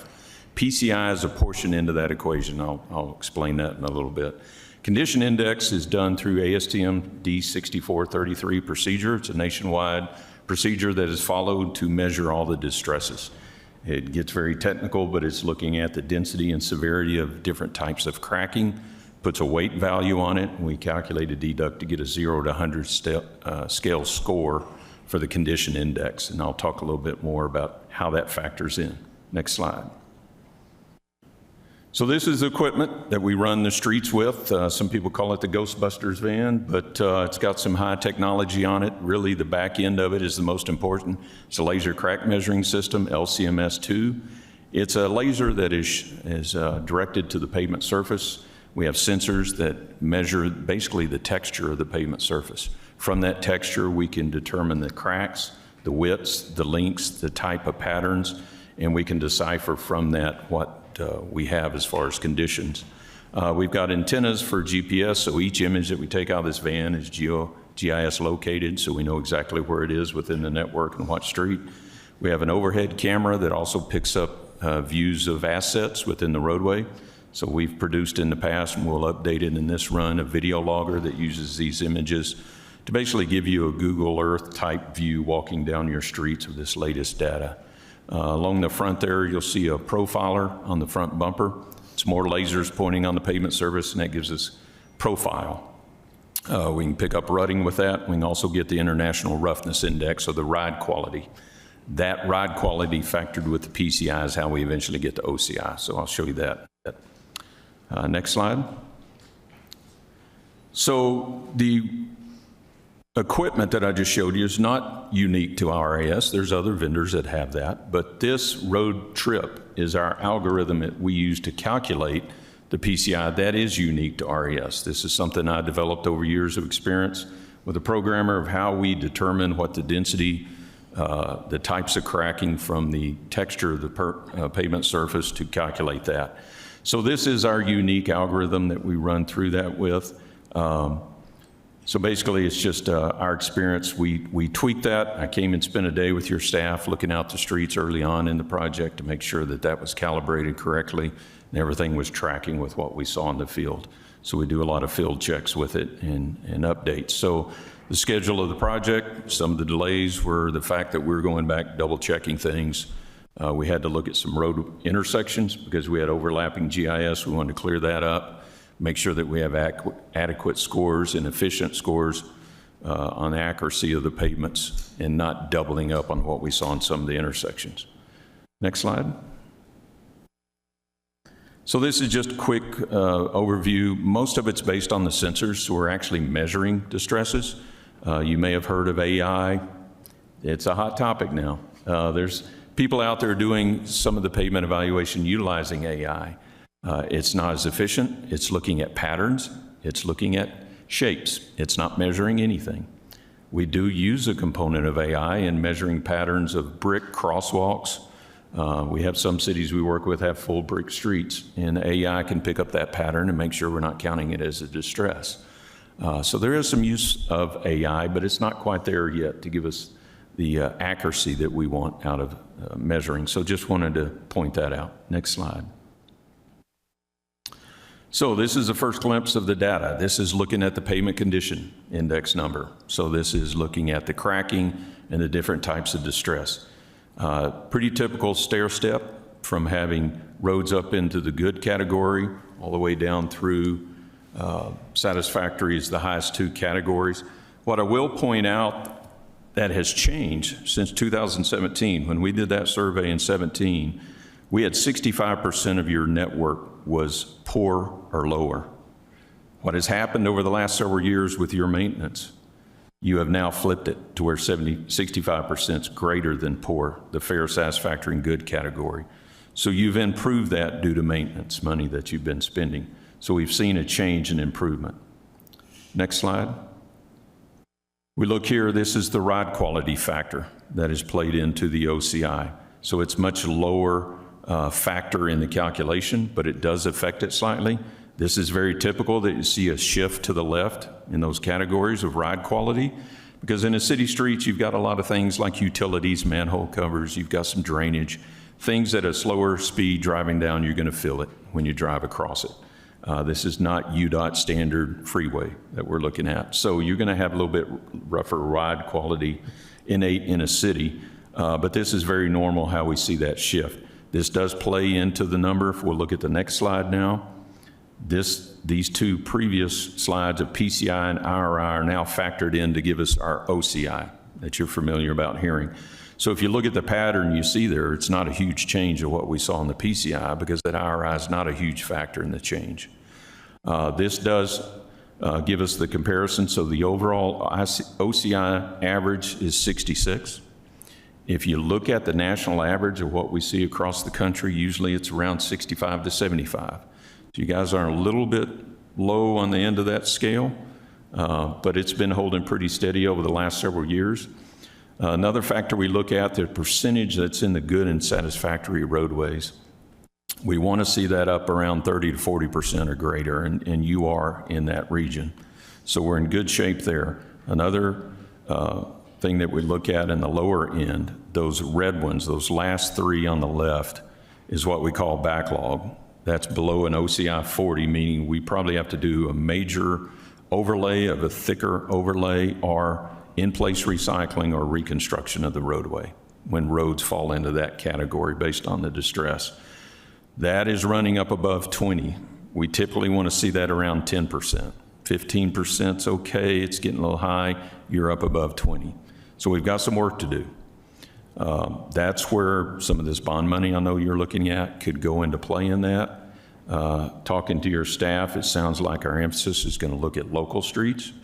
If we look at the breakdown of your network, 75% of your network are local streets. If we break down the OCI average between categories of street, your arterials are averaging a 77. Your collectors are averaging a 72. Your locals are averaging a 63. So we know the road conditions of the road types that are bringing this average down to a 66. So we feel if we put an emphasis focus on the local streets, that's going to carry a big impact. We can do a lot of preservation. We can do some repairs. The next step in this program is to do an optimization of the budgeting to look at where we need to be spending the money, what roads need to be treated based on this optimization of the best value of your money to be spent. Next slide. So this is your overall map. I know we've given this to the city. You can zoom in, look at individual streets and those type of things on your GIS.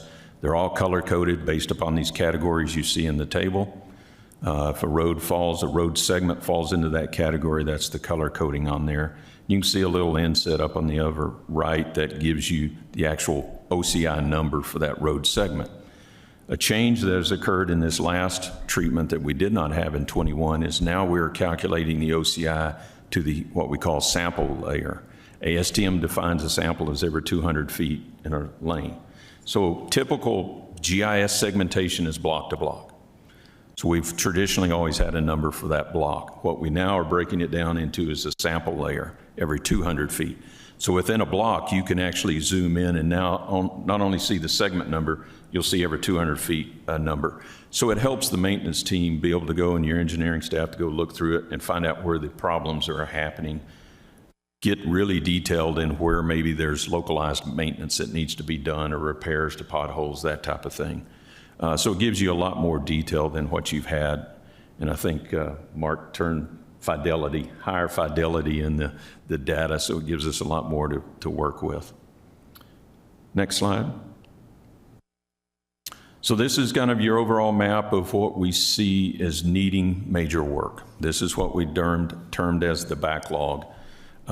If you look there, the red is the arterial, the green, there's a few collectors in there that need some work, but majority of them are the local streets that show up in yellow there.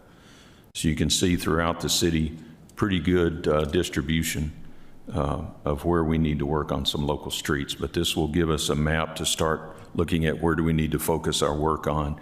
When we get in this next month into the budgeting, we're going to go through and look at which of these streets are critical, meaning if we don't treat them in the next year or two, they're going to fall into a much more expensive category. So once we get that report, then we'll be able to share that information there. And I believe that's the last slide. I'm going to advance. Be happy to answer any questions you've got. I know we went through that pretty quickly. Councilmember Dugan. I don't even have to raise my hand. No. Knew it was coming. Yeah, appreciate that, and because I've been asking for this for a while, and we've been without this data, we've noticed that the streets are the local streets are in bad condition. But we also knew that the bond, we deliberately focused on the arterials and the collective streets. Right. 80 to 20 was the breakdown of that. And we can see the results of that. Our major streets, our arterials, collectives are in much better shape than our local streets. And that's where we put the money. So I appreciate the fact that we've really, now we have the data that says, yes, your local streets are really bad. And I'm glad that we also broke it down into segments. Correct. Because I think that also is more fidelity, so that, hey, this street would have been a 60, but there's really sections of it that are a 10 and other sections that are actually not too bad just because of just life. But at this point, we don't really have an idea of the cost because we still need to maintain, do the preventative maintenance on the good, satisfactory streets to maintain them in that category so they can last longer. But we got to repair that 1 block, 2 blocks, that's going to cost us $1 million, but that's because it's gravel right now. But we can't figure that cost yet for a bond until we go through more of this study. And when we do that, we can't do a street, or can we do a street that's totally failed and decent? Do we just replace the whole thing, or can we do it can we do that in sections of different repair? No, those are great questions. If you'll, I'll touch on a basic couple items there. If you'll back to Scott's comments about optimization, in the 2021, they took different scenarios of how we could optimize our money in between full reconstruction, partial depth reconstruction, which is like 3 inches of asphalt overlay or more, versus what's maintenance, which is 2 inches of overlay and less. Optimize that money to give us kind of what you've heard in the past. We're talking about an average of about $45 million per year for continuous 5 years to get us up to about that 15% backlog number. So what Scott was referring to in these final steps that they're taking to get us those costs, they will be doing that optimization that we came up with, that $45 million number back in 2021, and give us the 2026 numbers of, is it still $45 million a year for 5 years, or have we gone up to 50 or $55 million a year every 5 years to bring us back down to that industry standard of 15% backlog or less? And to answer your second question, yes, we can take a roadway with these segmentations. That was part of the reason why it took a little bit longer to get the results, because we wanted to give that higher fidelity information of segmentation every 200 feet instead of just block to block. And at the intersections, verifying that data so there wasn't overlapping data that made it incongruent. But yes, in a roadway, we can take the segmentation and say, yeah, well, all we need to do is a 2-inch overlay here, spot repair and 2-inch overlay, mill and overlay, and the rest of the road, we need to do a full depth reconstruction. So yes, we can, in our designs and in our construction, we can optimize how we utilize that money, and that segmentation is really a great way to be able to determine how we can do that. And when we do this, we did a great job of splitting up the city and making sure that everyone was getting touched and every streets was getting repaired. In this case, we also, looks like across the city, it's pretty even that all the streets across all 7 districts are all in bad shape. There's not one district, it doesn't seem, just my quick guide, doesn't seem like there's one district that's worse than the rest of the districts. They all have their really, really bad. So we're basically switch the equation, 80% local, 20% arterial collective, and then just divide it like we did before, optimizing the number of streets you do in an area so you're not going from east to west to south and bouncing the equipment around and costing you money in transportation. Is that how the vision that you have as far as going forward? Yes. What in recent past we've talked about the possibility of a bond or another bond. I know there was a legislative intent back in August by the council for the intent to look at another roadway bond that would focus on 80% local, 20% arterial, flip the script of the 2018 bond where 80% went to collectors and arterials. And so with one of the benefits of doing local roads with that amount of money is that there's not as much transformative work with our larger collectors and arterials and complete streets. Yes, we're still incorporating complete streets elements into those, but it's not the major utility relocates. And so we can do more streets with the same amount of money doing local streets versus collector arterials. So as a network, all streets, all everything, if we were to take that same $87 million and put it towards local streets, 80% towards local streets, the network OCI would raise much faster comparatively. As you saw in one of the first bar graph slides, the collector arterials were in a much higher green, better condition than the local roads. So that flip or that script would flip by putting 80% of a comparative bond towards local streets first. If that makes sense. And one more question, Mr. Chair. Yes. On the good satisfactory streets, would our regular maintenance funds pay to keep those streets in the that category with just the chip seal and the alligators correction? I don't know the alligator term. I don't know what that term is, but. Yeah, that's the idea. You want to be able to spend the money in the maintenance and in the preservation and keep it in that higher level. What we look at is it's cost of deferral. So if we let things deteriorate into a more expensive, that additional cost is what gets you. So if we can keep things in that higher, cheaper, quick chip seals, slurry seals, any kind of surface treatments, crack sealing even, can help us keep it in that higher, at a lower cost. And to Mark's point, you cover more mileage for the same amount of budget. And so you're going to make a bigger impact. So it's not always fixing the worst roads first. That's the hardest thing to kind of grasp in this, but we're looking at optimization, picking where we can spend the money to get the biggest bang for the buck. Gotcha. Where do we get the biggest improvement for spending that money? But a good general number is, I'm going to average it 45 and 55, just to 50 million a year for 5 years. That the optimization that Scott was referring to will get us to that new number. Before it was around 45 million per year for 5 years. Okay. But we anticipate that amount to go higher than the 45 million per year for 5 years. Yeah. And then after that, you still have a hefty maintenance cost just because we got 450 some odd road lane miles. Correct. I mean, the maintenance alone to maintain that 15% OCI could be into the $10 to $20 million range every year. Okay. Thank you. Thank you, Councilmember Dugan. Though I knew you had good questions for all of us. Anybody else? Councilmember Petro? So the top 5 categories are fantastic, right? The increases are where you want to see them. The decreases are where you want to see them. The serious and failed, the serious is increased. I mean, it's still not a huge amount of our overall inventory, but the number has consistently increased while the other has gone down. Is that because of the way we allocated the funding? Are those that are failed the ones that weren't covered by the bond and therefore weren't prioritized? Or is there some other explanation for why the serious and failed tracks up slightly while everything else tracks in the appropriate direction? And I think if we could go back to the slide that says pavement ride quality versus pavement condition results, the pavement condition category, or the PCI, is what we're really looking at. When we look, as Scott talked about, worst first, if we're looking an OCI of less than 40, those are really your candidates for reconstruction.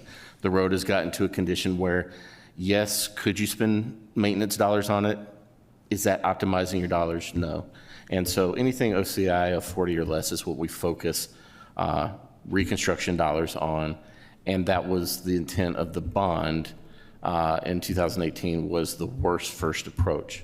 And that was based on the 2017 data that we had when Scott worked for his previous company. And it was worse first regardless if it was an arterial or a local road? Correct. Okay.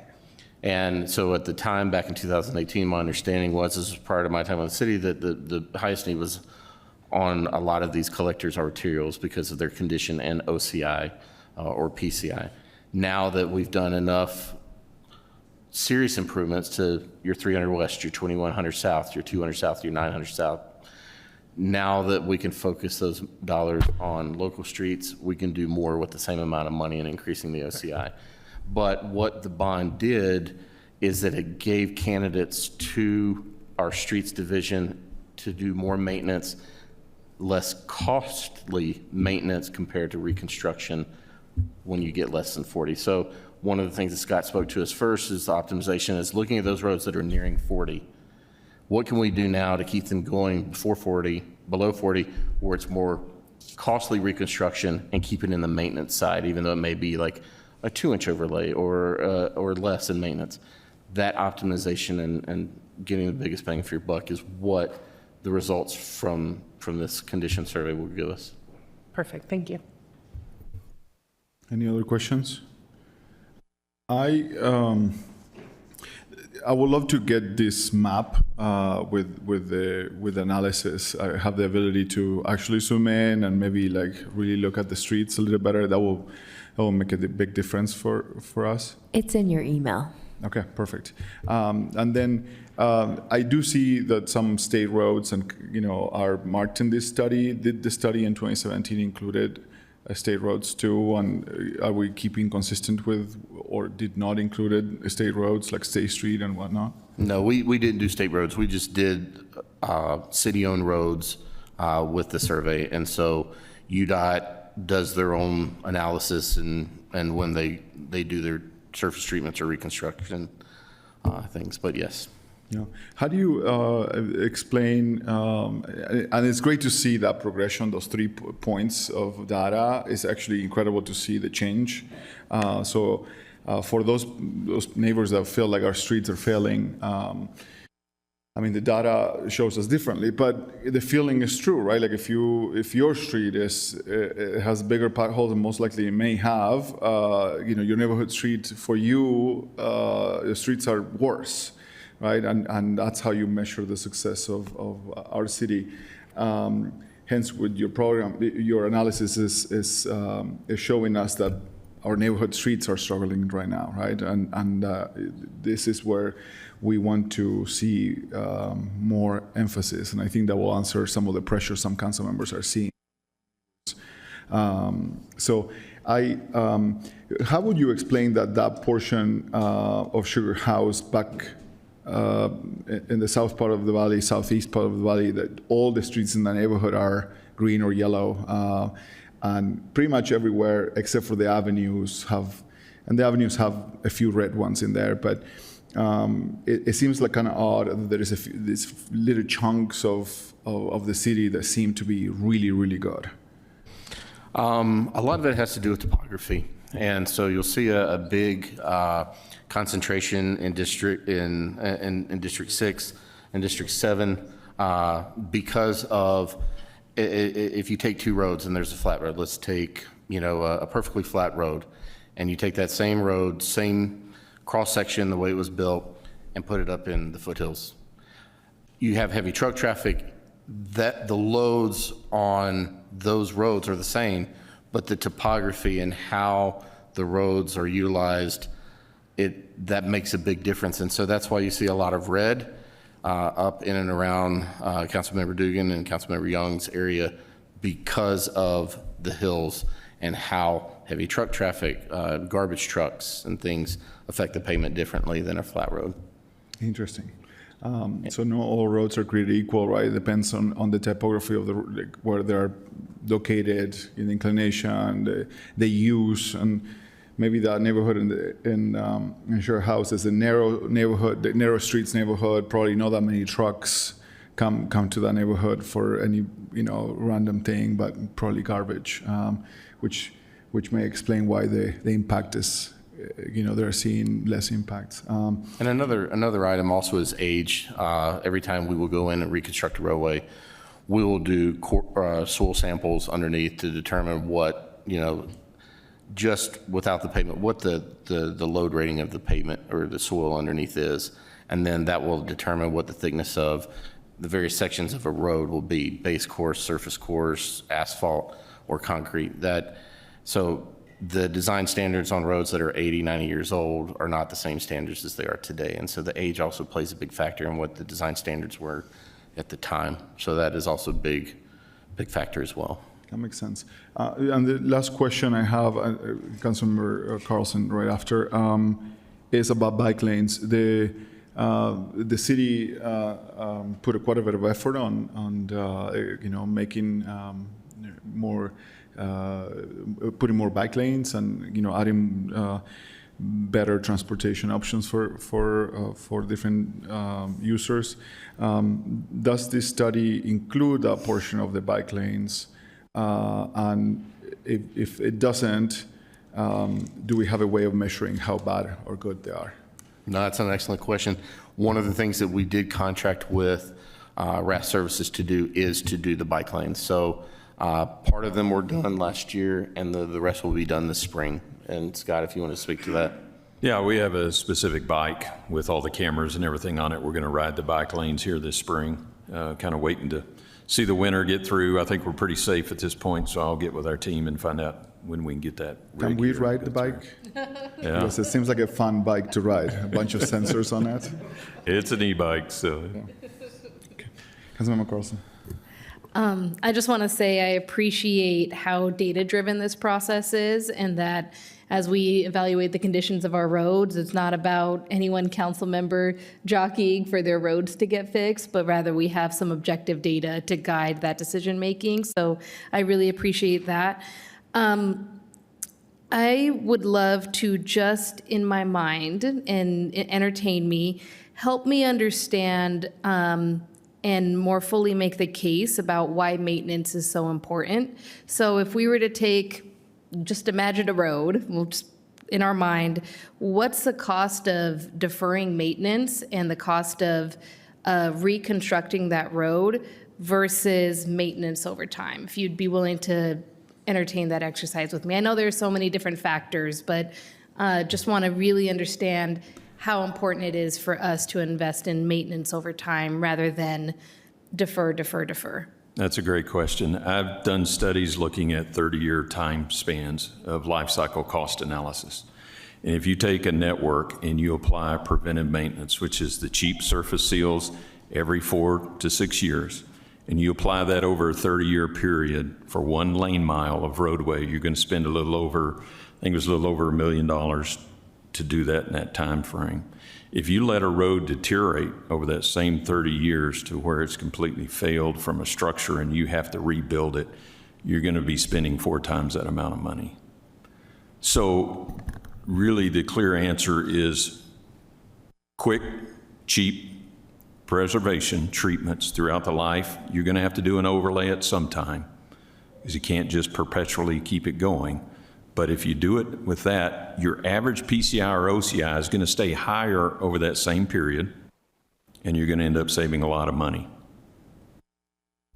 And I just wanted to share, just for your own budget context and knowledge, Salt Lake City has never hit that ideal level of ongoing maintenance investment. We acknowledge what it is, and we acknowledge that, we do the best we can with the money we can scrape together, but we don't hit that kind of ideal level of ongoing investment in that preventative maintenance type stuff. So, Councilmember Young.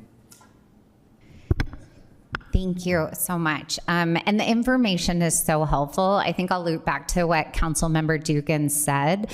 We're only as good as the information that we have available to us.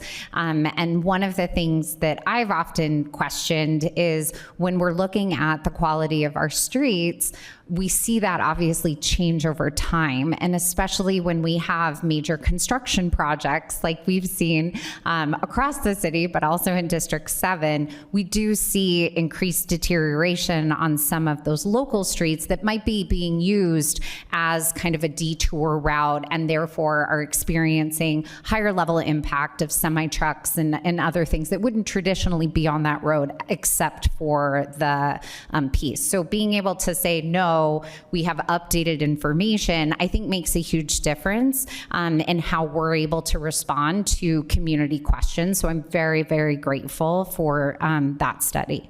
I think my question builds off of being with the mayor last Friday, where they kicked off Pothole Palooza. So exciting. Go MySLC, everyone, and report your potholes.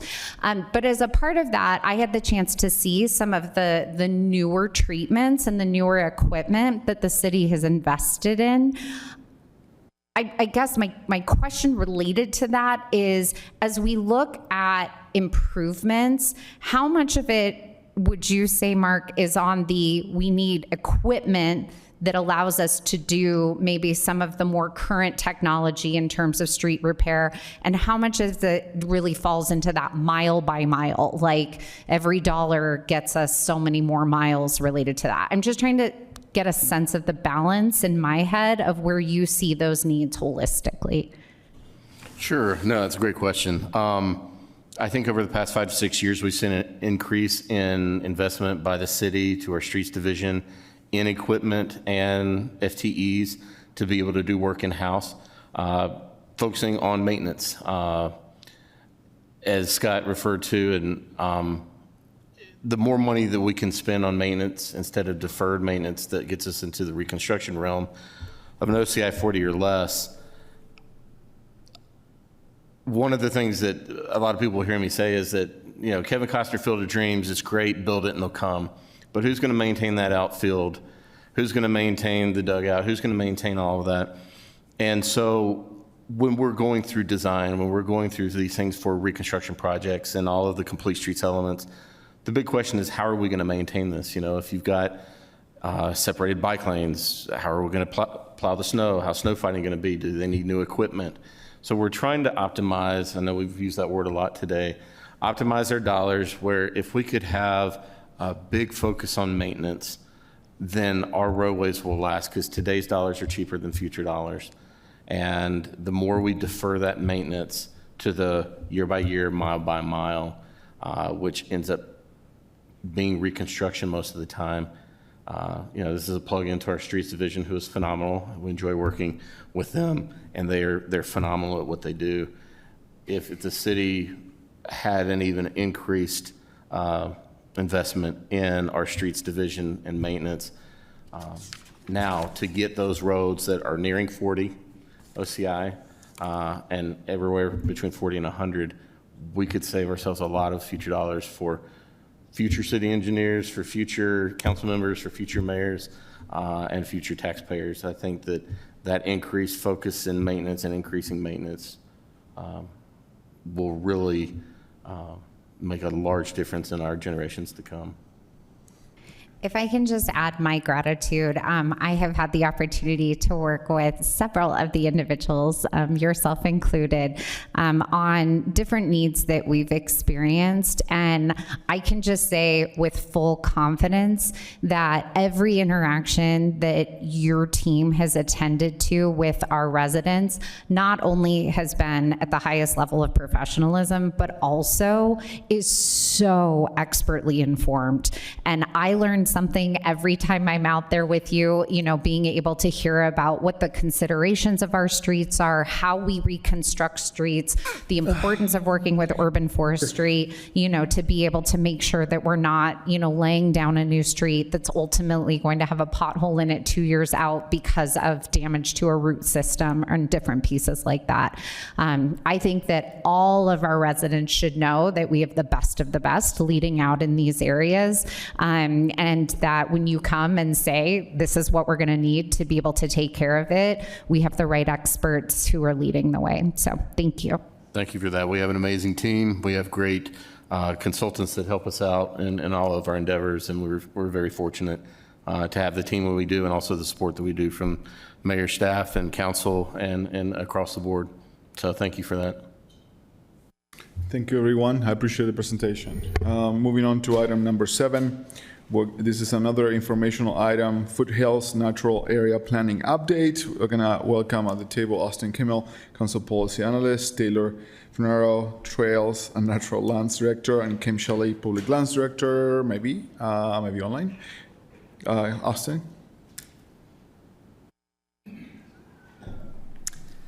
Thanks, council members. The Department of Public Lands is here to update you on Foothill Trails efforts and the progress since the last formal update to the council in August of 2024.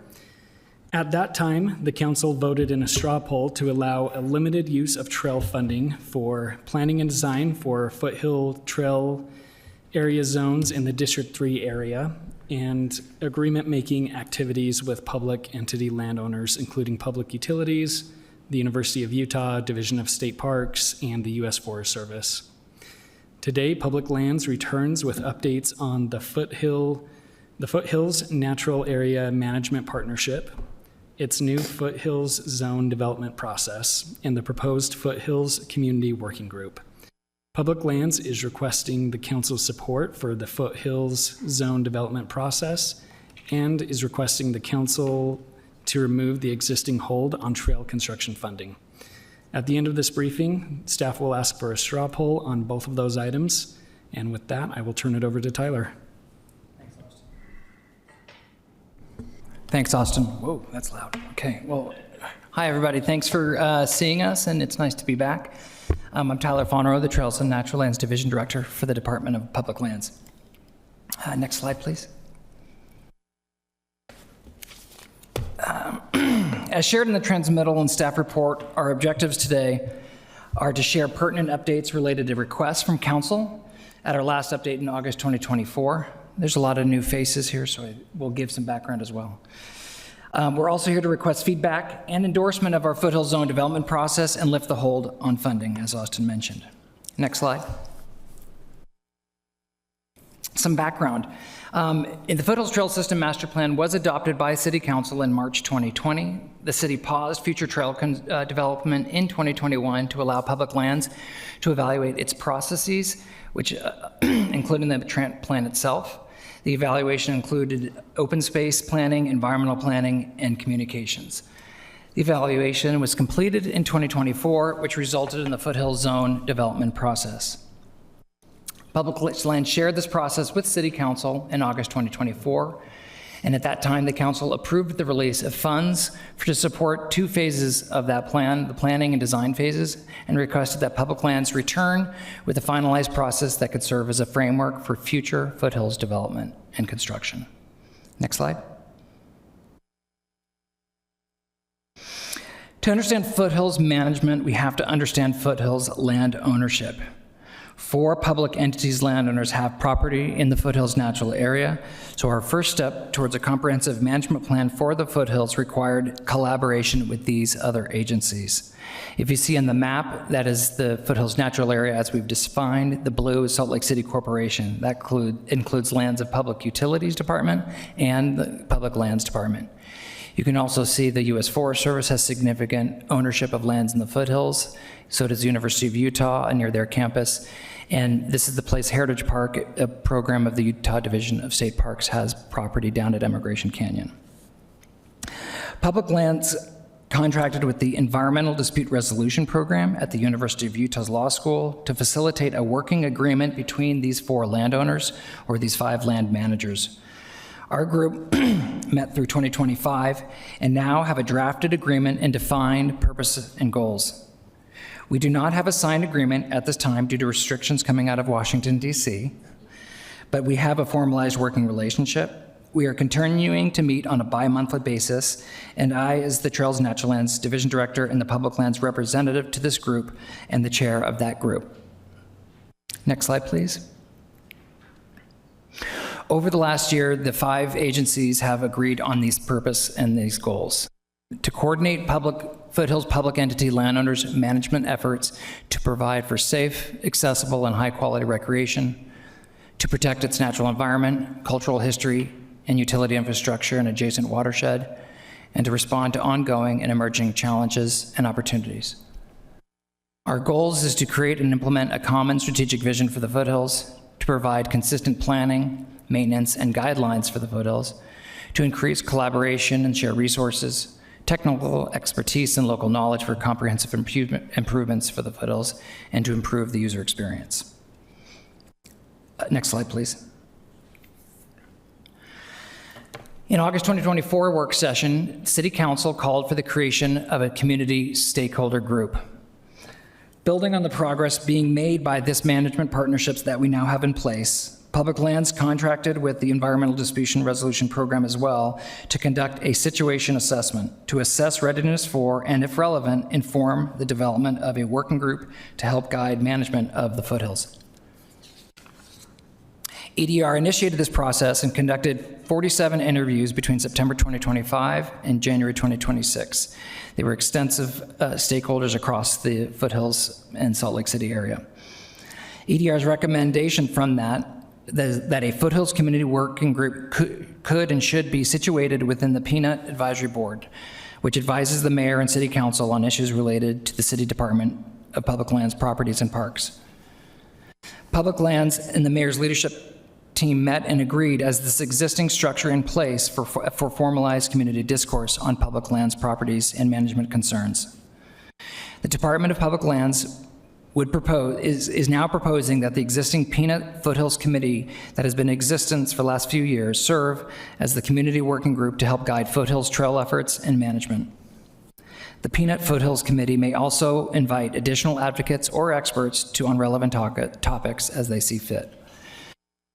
The specifics of this group's role have not been finalized and are currently being discussed with Public Lands leadership and the Peanut Board. Given EDR's familiarity with this project thus far, they may be contracted to assist the department and the board with the facilitation of this group. Next slide.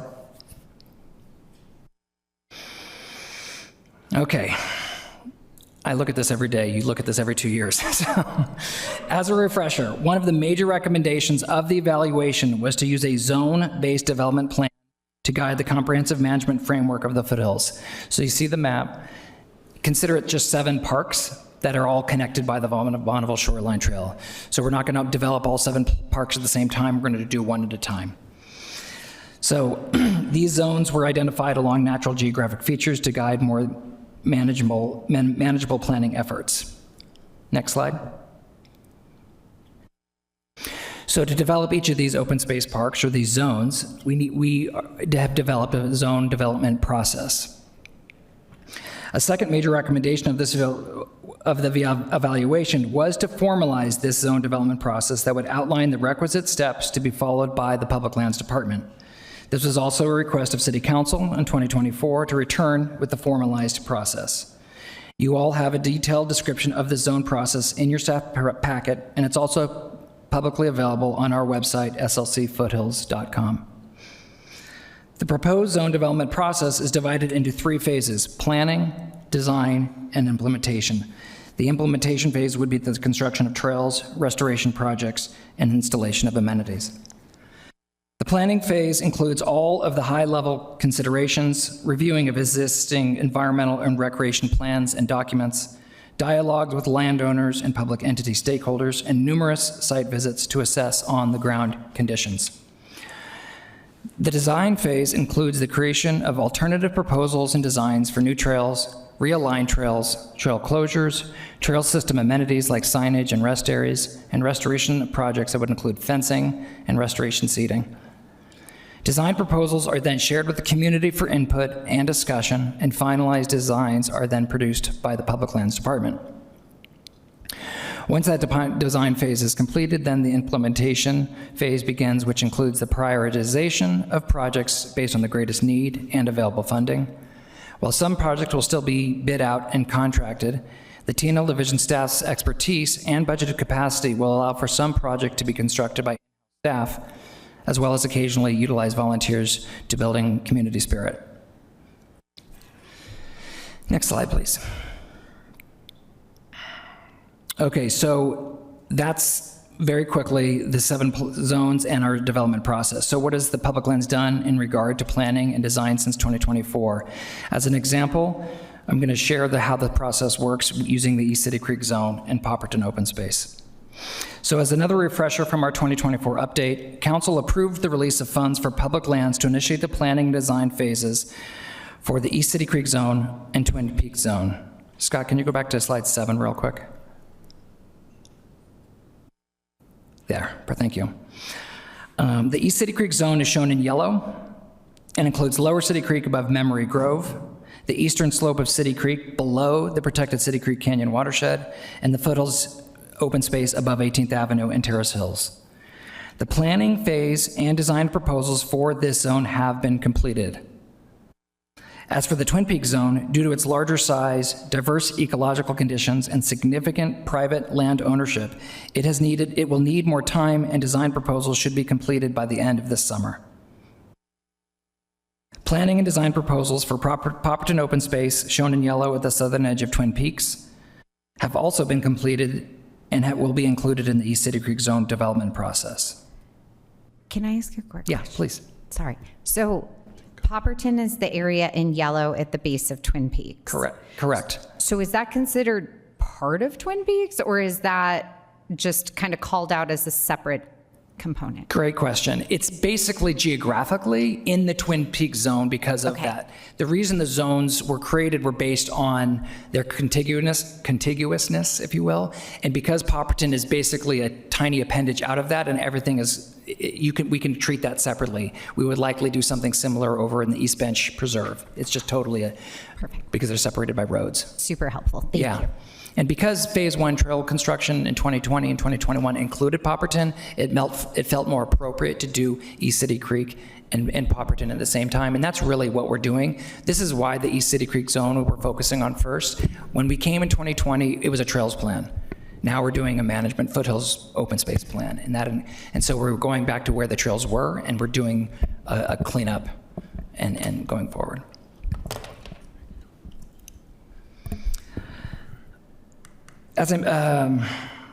Scott, we can go back to slide 9 now, please. Thanks. So as I mentioned, the planning steps and design proposals, which is part of step 3 for East City Creek and Popperton, have been completed. Public Lands is currently finalizing documenting all of the planning information and design proposals into a formal development document, which will be published in the next few weeks. That document will be shared with the community via SHAPE SLC for input and feedback. The Peanut Foothills Committee could also review this document and share its recommendations with Public Lands staff. Once the comprehensive feedback is reviewed, Public Lands will create finalized designs for the zone and share back with the community. This would conclude the design phase. At that point, the implementation phase could begin, which would include new trail construction beginning in the summer of 2026. So that concludes our formal presentation. I would love to respond to any questions anyone has. Council members? Yes, go ahead. And I appreciate you walking me through the process. I wanted to better understand if we are just trying to conserve the existing trail system, and it sounded like you're also trying to design future trails. Is that correct? It depends. It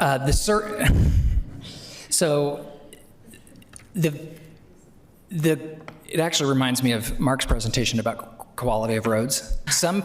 There's been before 1994, the BST was built. That was the only formalized trail. In 2020, we built these new trails, which were built up to modern standards.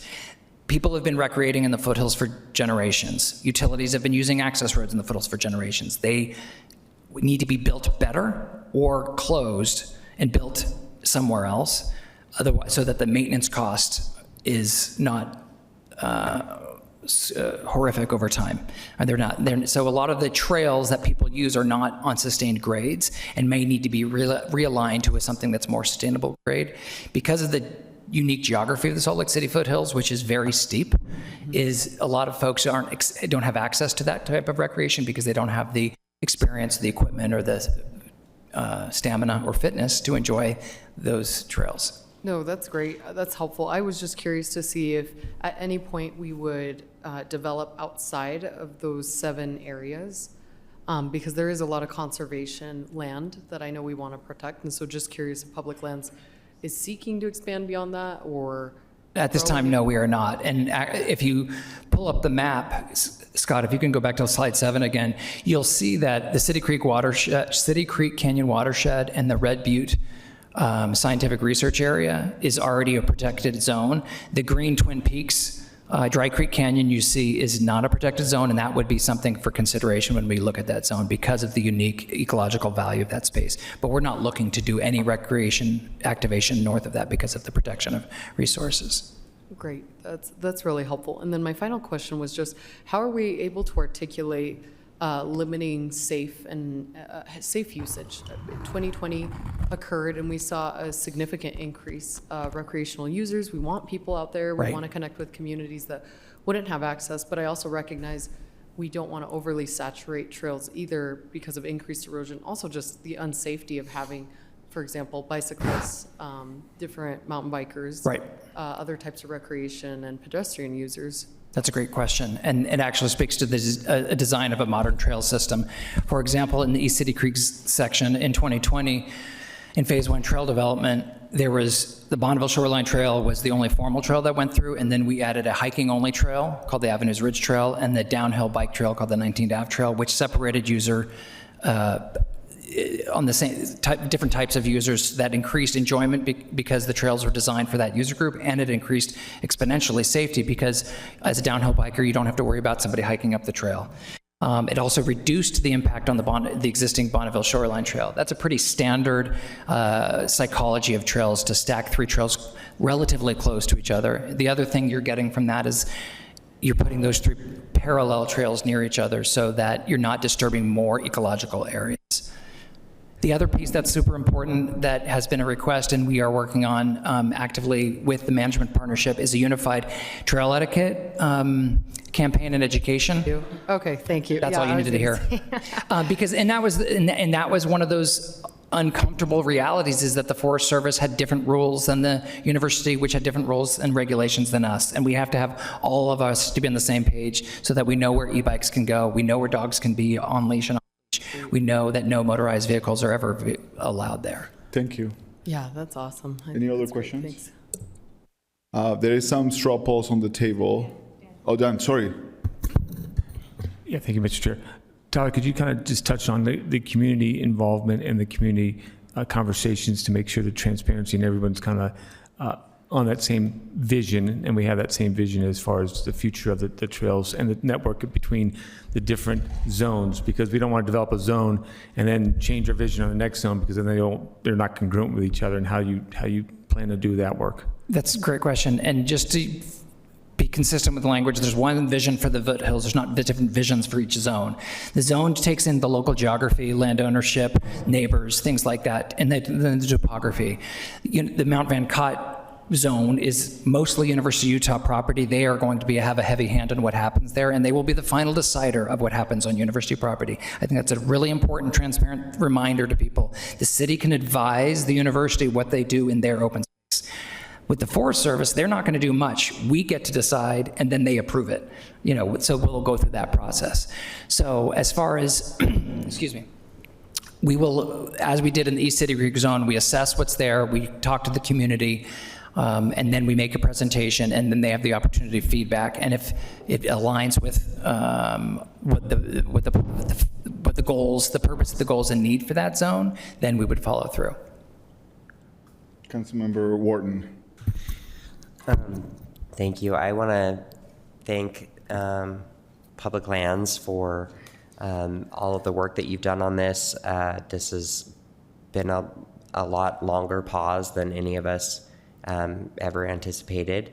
And so I know that was because a lot of work needed to be done. And so I appreciate all of that. I also really want to thank all of the community members that put so much time and effort into helping improve this and get us to this point. There's no way that would have happened without their sustained commitment. So I really, really appreciate that. I think that they have helped us create a better policy and a better system that we can replicate not only in Public Lands, but in other departments as well. And they did all of that work on their own time and on their own dime. And I sincerely appreciate the service that they've given to the city through this project. And then I also want to thank all of the people who have waited patiently for all of this to happen, and who I personally told multiple times, like, I'm sure next year will be the year, and yet here we are. So I really appreciate the patience. But again, I said, like, at the very beginning, that we have to make sure that this end product is, we've had trails that were being used for, thousands of years before Salt Lake City, and then since Salt Lake City's been here, that have been used for hundreds of years by residents on a daily basis. And we just have to make sure that the trails that go forward are as sustainable and as well thought out, and continue to serve the residents of this area for another several hundred or several thousand years. So this is something that was worth taking the time to get right. And so I'm really glad that we're at this point. I do have a couple questions. Get on it, please. Had you talked a little bit, or have you talked about the working group? Yes. Yeah, okay, so can you talk a little bit about why you think it's best to be a part of the Peanut Board, and what advantages that offers as opposed to this being a standalone group? Yeah, thank you for that question. So the recommendation came from EDR for that to be situated in the Peanut Board. I've been working with the 5 members of the Peanut Board who have volunteered who are appointed positions, who have volunteered to serve on the Foothills community because of their interest and expertise in that area. This was a concern thinking about how this would work, because particularly since there's 4 other land owner agencies or entities that don't fall under the jurisdiction of the city. So working with EDR and finding that management partnership that we all got on the same page and discussed things cohesively, they all supported the idea as well, being a formal group, or instead of a second or a third or a fourth stakeholder group. One of the summary, because that would just feel like it was competing with each other for making decisions. Speaking with, and this has not been finalized with Peanut, but because that structure exists already from appointed positions, felt like it was the right place to be, and an opportunity to create new working groups in the Peanut Committee and in the Peanut Board. And I've talked to very involved key stakeholders who understand their concerns and actually have more recently shared that they think that's an interesting idea to pilot this opportunity to really set a new tone of rhetoric and dialogue in that space. The summary report from EDR also shared the complications of how many diverse stakeholders there are, and as this is an opportunity for both the Foothills Committee as well as the working group to set a new precedent for that. So, yes. Yeah. Okay.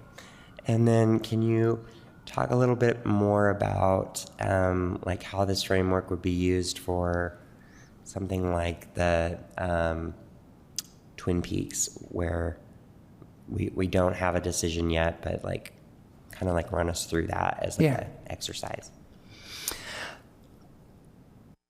It's a big zone. So this is why, no, I'm going to use it. No, it's great because it's next. It's important. You can give any example. No, I'll give you an example because, so for example, there are 4 homeowners on Tomahawk Drive who you would be shocked how far their ownership goes up the hill. And so we need to have conversations with them about easements or acquisition, or if they are not interested at all, we can't go on their land. So I've had one conversation with the new homeowner at the lime kiln he'd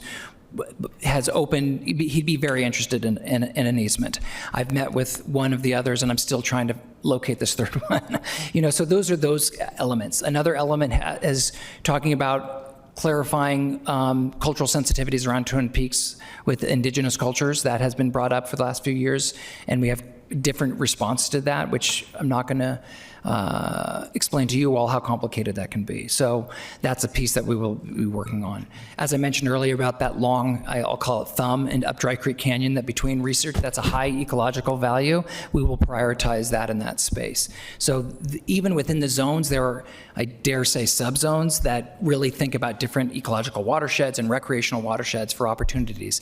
The big theme across the board is that more recreation should be occurring closer to the urban interface and less should be occurring farther from the urban base. So there's already a huge impact, so we want to just lean into that impact rather than creating new impact at farther spaces. Okay, thank you. Yeah. Okay, time check. Time check. We are way behind. So Okay. a brief question, hopefully it's a very brief answer. Yes. Bountiful, North Salt Lake had like trailheads. I've been in some of them. It feels like they have developed their trailhead and the trail system, and then all of a sudden, dead zone. When it And the gets, what? Dead zone when it comes to Salt Lake City connection of the trailheads or the trails. Does our vision for some of these trails connect with Yes. what other cities are doing? Yes. Okay, so it's a much more elaborate system of trail of connectivity. Correct. After Twin Peaks, we would go to North Capitol and then Meridian Peak, which is Tunnel Springs, North Salt Lake. Member Lopez Chavez has a question. Yeah, my final question is, are we coordinating with the fire department to make sure we're planting species and holding in Yes. where we see erosion or fire? Okay. Yes. Yes. And the extensive interviews with the fire department, with Captain Winkler at Station 4 and others at the department on emergency access, that's a big component of the plan, is emergency access as well as wildfire fighting. Straw polls. What are we doing? Mr. Chair, I would like to make a straw poll that the council endorses the Foothills Zone development process as the framework for future Foothills Trail development. And you could do it together if you want. if you Okay, wish. and I propose that the council support releasing the remaining approximately $200,000 in trail construction, and I'm going to say realignment funding, with the understanding that Public Lands will return to request additional funding in the future. Okay, we share with you our feelings about that. Thank you so much for a very thoughtful presentation, and Thank you. I'm sure that we might have some other questions, but it seems like you have this well covered. Thank you so much. Thank you for the work. Yeah, appreciate all your time. Council members, we're a little behind. We're going to move on to a very important item number 8, which is fiscal year 2026, 2027 funding allocations for federal housing and community development grants, and city funding our future housing programs follow-up. We are going to welcome Allison Rowland, Council Policy Analyst, to the table. Tyler Durfee, Community Development Policy and Program Manager. Dennis Rutledge, Community Development and Grant Supervisor. Jack Markman, Community Development and Grant Specialist. Allison, it's your lead now. Thank you, Mr. Chair. This is the second of 3 opportunities planned for you to review the funding recommendations of the CDCIP board and discuss any potential changes to them. If there is substantial agreement on the final allocations today, the third briefing would not be needed. Responses to councilmember questions from the first briefing can be found in attachment 5 of the updated staff report.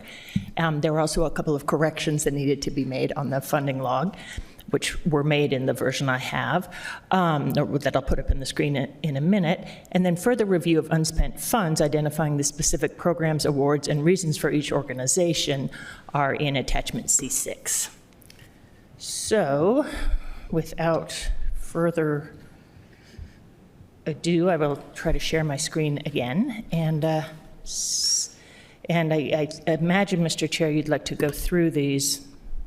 Can figure this out. I really can. I think that might be the best way to go, but I also wanted to prioritize, if council members have a specific request, maybe we can be more efficient in going through the whole thing, but I'm open to you leading the conversation. Councilmember Petro. Have any answers to questions been emailed to us, or is it fair to ask? I'm particularly wondering about the South Valley services question. Yes, that question was addressed. It's in attachment 5. I think I have a version. Yeah, I have a version that is not on your screen. let's see, the South Valley Services, one of the questions was how many Salt Lakers receive case management services for CDBG number 17. And the response is that they anticipate the shelter director and community resource center director will support case management service delivery to over 450 Salt Lake City residents for FY27. And then the same question for South Valley Services in their application for Funding Our Future number 12. It says they will serve 175 Salt Lake City residents if awarded funding. They have historically only served Salt Lake City residents with awarded Funding Our Future funding. There's also information from the Big Brothers Big Sisters CDBG application that says 60 children and youth in Salt Lake City will be matched 1-to-1 with an adult mentor outside their immediate family. Children and youth in our programs will be provided with resources that go beyond academics to support their whole development. Thank you. Sure. Councilmember Young. So I have a question related to the presentation of the unspent funds, like within the document. Can we just get maybe like a 1 minute, like here's what that means related to the program? Yeah, I can speak to the HUD funds. So when we went to the CDCIP board, they requested that they wanted to see what the unspent funds were for the programs for a handful of the previous years, and they just wanted them set as what did the organization spend in HUD funds generally, like unspent funds generally. And so when they requested that, we also made sure that we put it on yours, because usually what we try to do, and anything that we give the CDCIP board, we try to give you guys as well. We have realized that that's probably not the best way of doing it, both to you guys and the CDCIP board, because it's not very clear as to what those numbers actually mean. So in the future years, we're actually going to start breaking them down by program and not by organization. So you can see, like, if just for example, a certain program spends money on a certain organization or a certain project, what in the last 3 years, what unspent funds they've had on that project. So for this one, currently on these ones, it's just saying, like, for example, let's just say assist. I don't have the number from in front of me of what they have on unspent funds. It's just what from the year, I think it's the end of FY22 through FY25 for HUD funds generally, what they have as unspent. There was a question last time of unspent funds, and in that responses we sent you, we actually sent you a breakdown of like the larger amounts. I think it was like over 5%, if I remember correctly, for each of those organizations that were on the list for what they had awarded, what their unspent amounts were, and what their rationalization for not spending those funds were. So that should be in the information that was sent to you guys. Yeah, that's in attachment C6. Can I ask a follow-up? Yeah, of course. So then related to those unspent funds, they're still allocated to those organizations for future use, or we've reclaimed those and that is being reawarded and is a part of the projections that we're seeing from the CDCIP board and the mayor? I'm trying to put those pieces together. That's a good question. Yeah, all of the numbers that you're seeing for unspent funds have all been reallocated or have been recaptured and are being reallocated. So whether they've been reallocated in past years or in this current year, they were getting put back into the HUD funding, or I'm not quite sure about the Funding Our Future, how that really works with the general funds, but the HUD funds, at least, it is reallocated back into the program. So if they had unspent CDBG dollars, it is put back into CDBG for the next year to be respent. So they're re-spent back on the community. And is that the case with Fund Our Future? No, for Funding Our Future, because those funds aren't spent at that point, once the contract is over, they just drop to fund balance since they're general funds. So they're just back into the general fund. Got it. Okay, so then in the case... This is the first year of that Funding Our Future. This is the first year we've handled it this way, this particular way. Okay, so I'm going to repeat it back and tell me if I'm getting it wrong. So in the case of the HUD funds, we have unspent balance that is then being reallocated in the projected awards from CDCIP and from the mayor. For Funding Our Future, anything that was unspent was not reallocated because that dropped to fund balance. Correct. Okay, thank you. Helpful. Just as like an extra clarification, you'll see that on the HUD funds at the top of them, they actually have a section for reallocated funds. Most of that is from the previous year. So in the original transmittal that was sent, we actually break down where those dollars come from, down to the dollar on the reallocated funds, where exactly that's coming from. So you should be able to see that. If you need that again, we can always send that to you guys if you have any questions, of course. Got it. Thank you. Of course.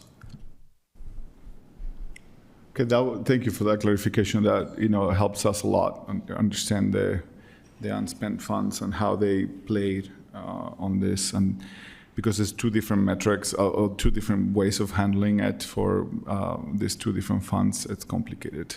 I guess there's no one mentioning anything, so maybe let's start with the neighborhood and housing infrastructure, number 2, I guess, since number 1 is not one that we usually. So this is the YWCA? Yes. How would you like to continue? Anybody has any questions about that? Do we want to, do we just continue? In years past, well, we've handled it lots of different ways. One of the ways that you could choose to do it is, to the extent that the mayor and CDCIP board have the same recommendation, the council could just say, we are going with the mayor's recommendation for that section, and then Allison could just populate the cells. If you have changes to the mayor's proposal, it would be good to highlight that now. And then in the case where the mayor and board differ, you could clarify which recommendation you're wanting to go with. And there's only one, well, 2 cases really where the CDCIP board and the mayor differ.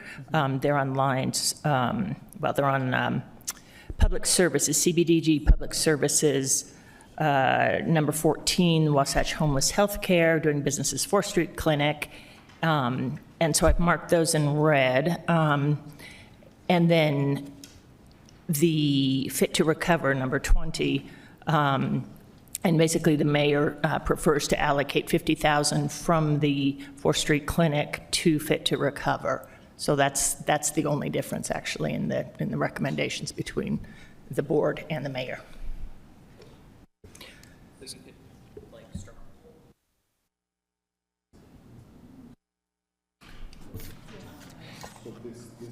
Can I also ask another clarifying question?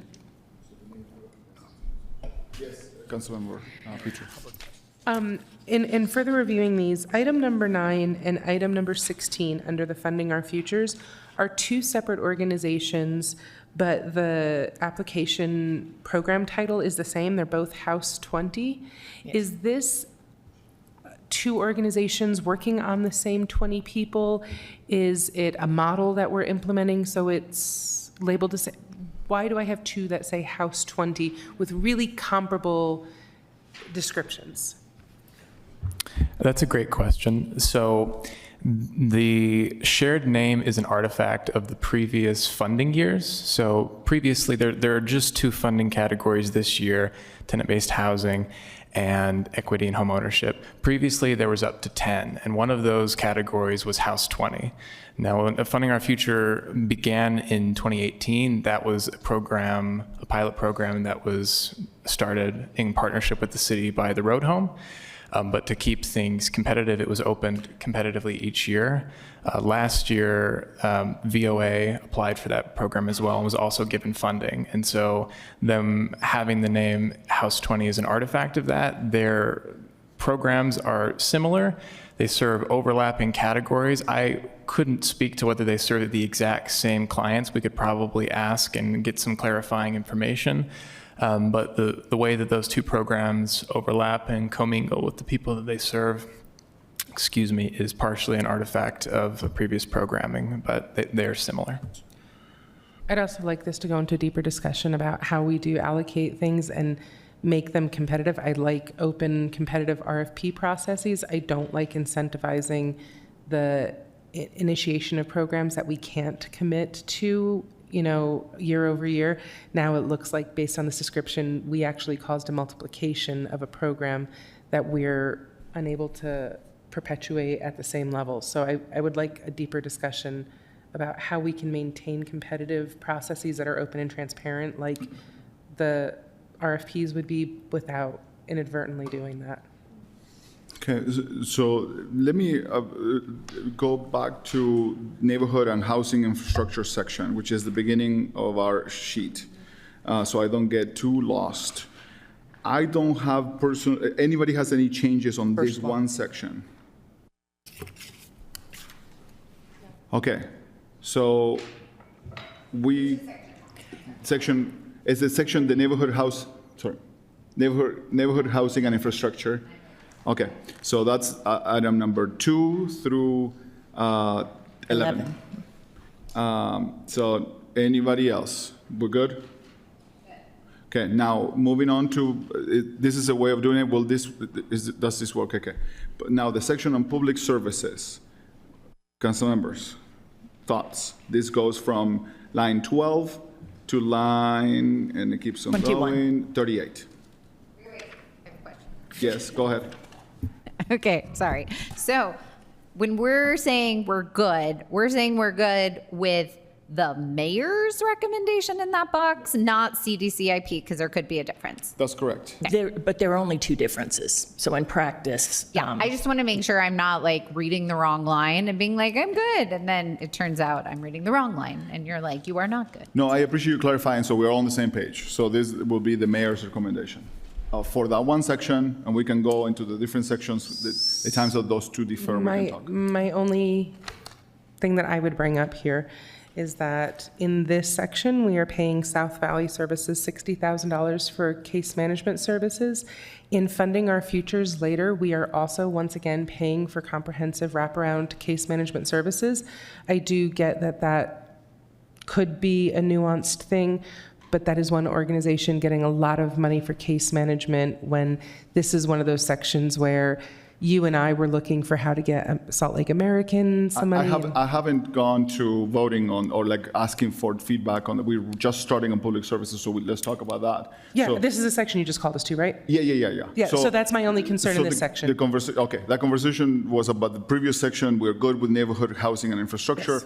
So public Sorry. services now. Okay. Yes. What was it again? Sorry.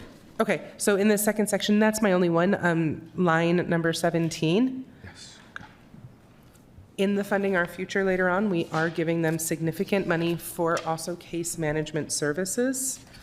If those numbers hold true, they are doing a significant service to ours, but they're getting $213,400 out of Funding Our Future.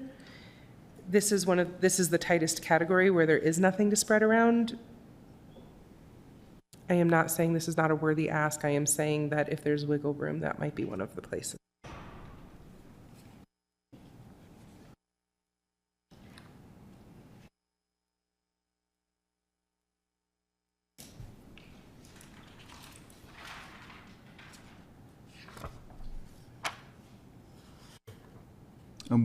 Will it be your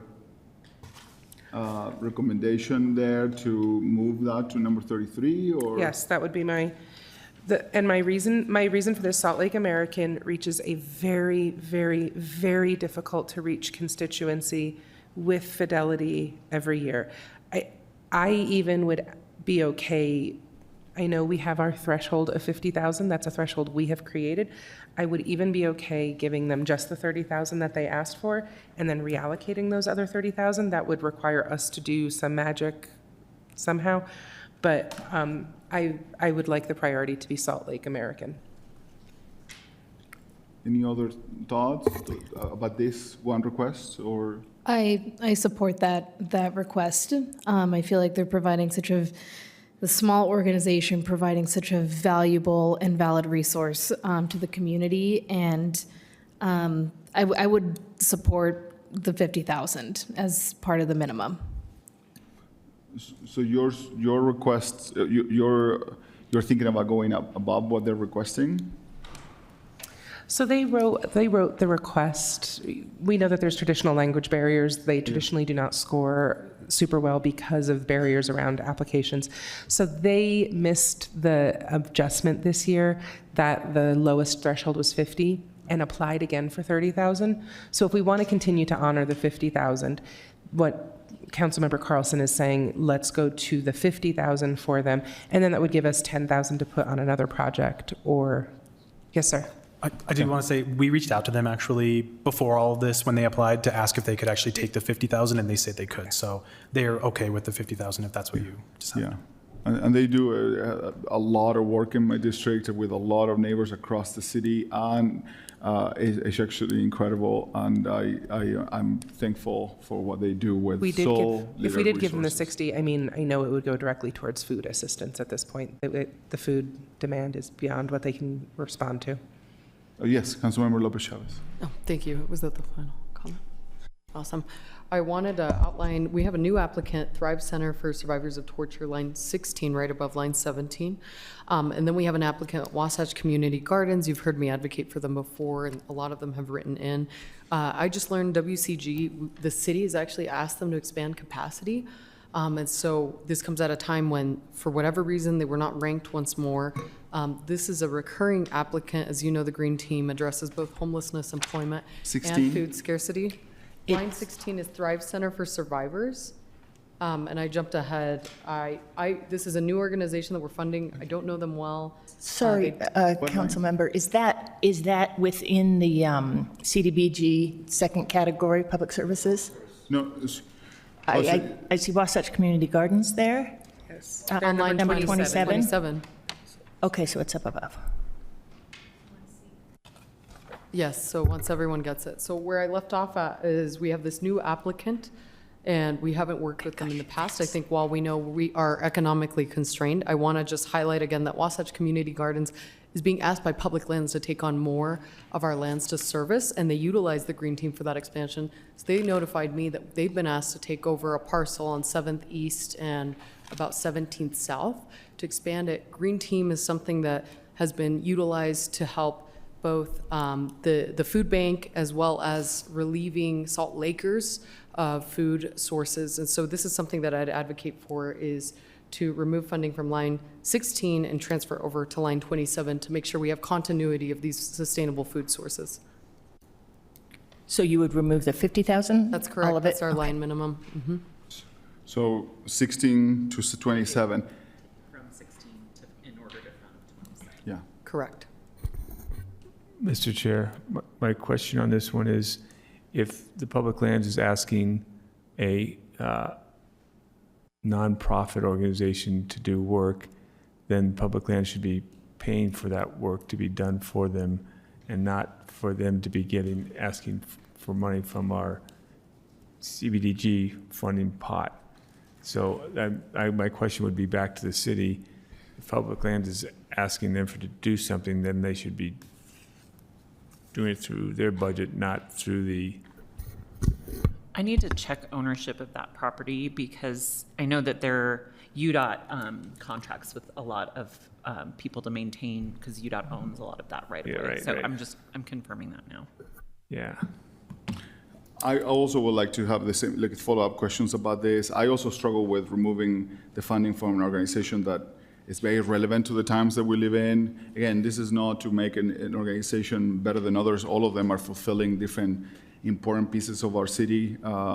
But I remember the presentation from last year from Wasatch Community Gardens, and while very important, the impact was a few dozen people, and it's a huge impact. And I'm not saying that impact is not meaningful, but we're talking about hundreds with the same amount of money impacted in another service. So again, worth for everybody to keep on throwing ideas here. 16 to 27 from Councilmember Lopez Chavez. Anybody else has any thoughts? Just, Mr. Chair. Oh, yes, go do them. The 10,000 that's left remaining for item 17, South Valley Services, since that is well below the $50,000 threshold, I would say we could recommend that we move it in back up to line 14, which is the 4th Street Clinic, because that was where the money was taken out to fund the 20. So just add the 10 up to that area. Will you repeat that again? Yeah, sorry. So when we took item 17, the South Valley Services, we took $50,000 out of that, and we moved it into line 33, Salt Lake American. That left us with 10,000. Yes. right? So move that 10,000 that's remaining from the South Valley Services up to line 14, which is the 4th Street Clinic, line 14. So that would make it from 157, 160 412 to 167. Yeah. Okay. And I think that this is tied to your request, Councilmember Petro. Will you be supportive of that? I absolutely will. So then we can close at least a little piece of a chapter. That loop. I'm If- 1,000% at peace with that. Because we're So playing then with it's it. 50,000 to Salt Lake American, 10,000 to 4th Street Clinic. In so many ways, we're playing 3D Yep. chess here. So I'm like trying to figure out if we can Nope. close some chapters. I'm happy Is with that a that. chapter that we feel comfortable with? Maybe yes. Okay, one chapter close. So going back to the Wasatch Community Gardens request, so if I understand correctly, they have requested funding from CDBG funds and Funding Our Future. And they received the recommendation from the mayor and the CDCIP board for $52,000 from Funding Our Future. So if we don't fund with the CDBG dollars, the current recommendation is that they would receive the funding, they would receive the 52 from Funding Our Future. Is that right?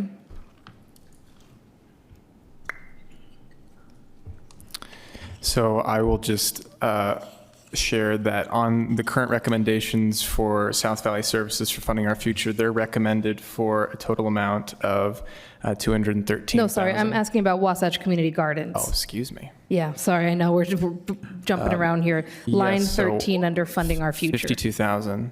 Okay. The programming for the two Wasatch Community Garden requests are slightly different.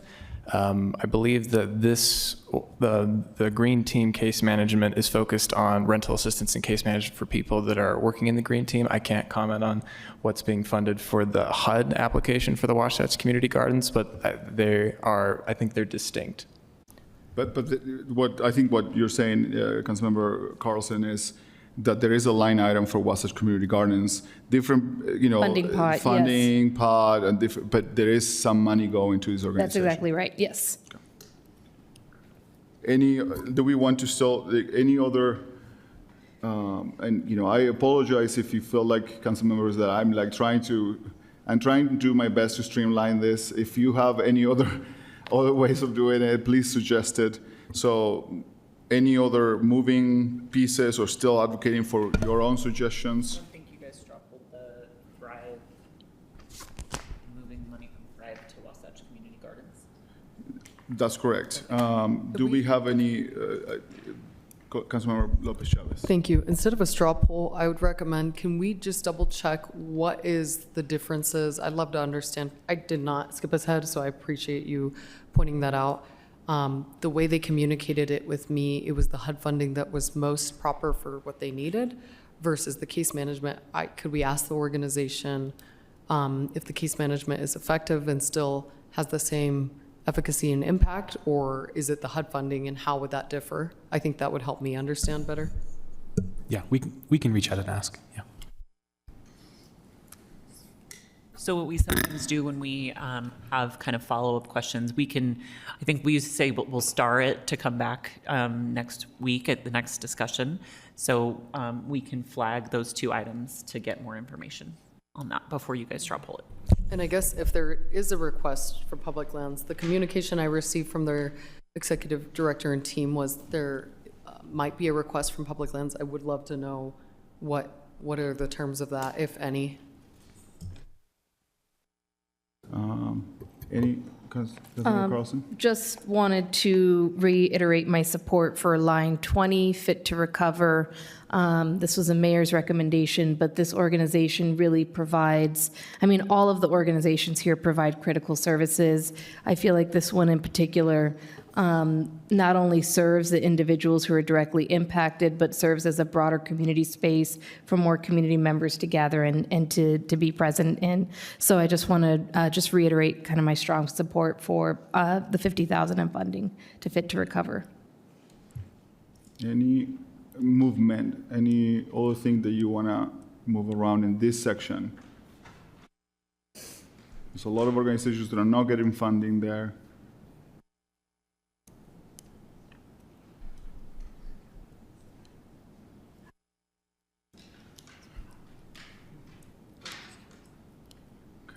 Okay, maybe we can close public services pending some questions raised by council members. Are we okay with closing public services section? Yes, okay. Let's move on to ESG Part 1. Part 1 and Part 2. And just as a reminder, Part 1 and Part 2 are separate, so you can't move funds between Part 1 and Part 2. Each one is its own funding source.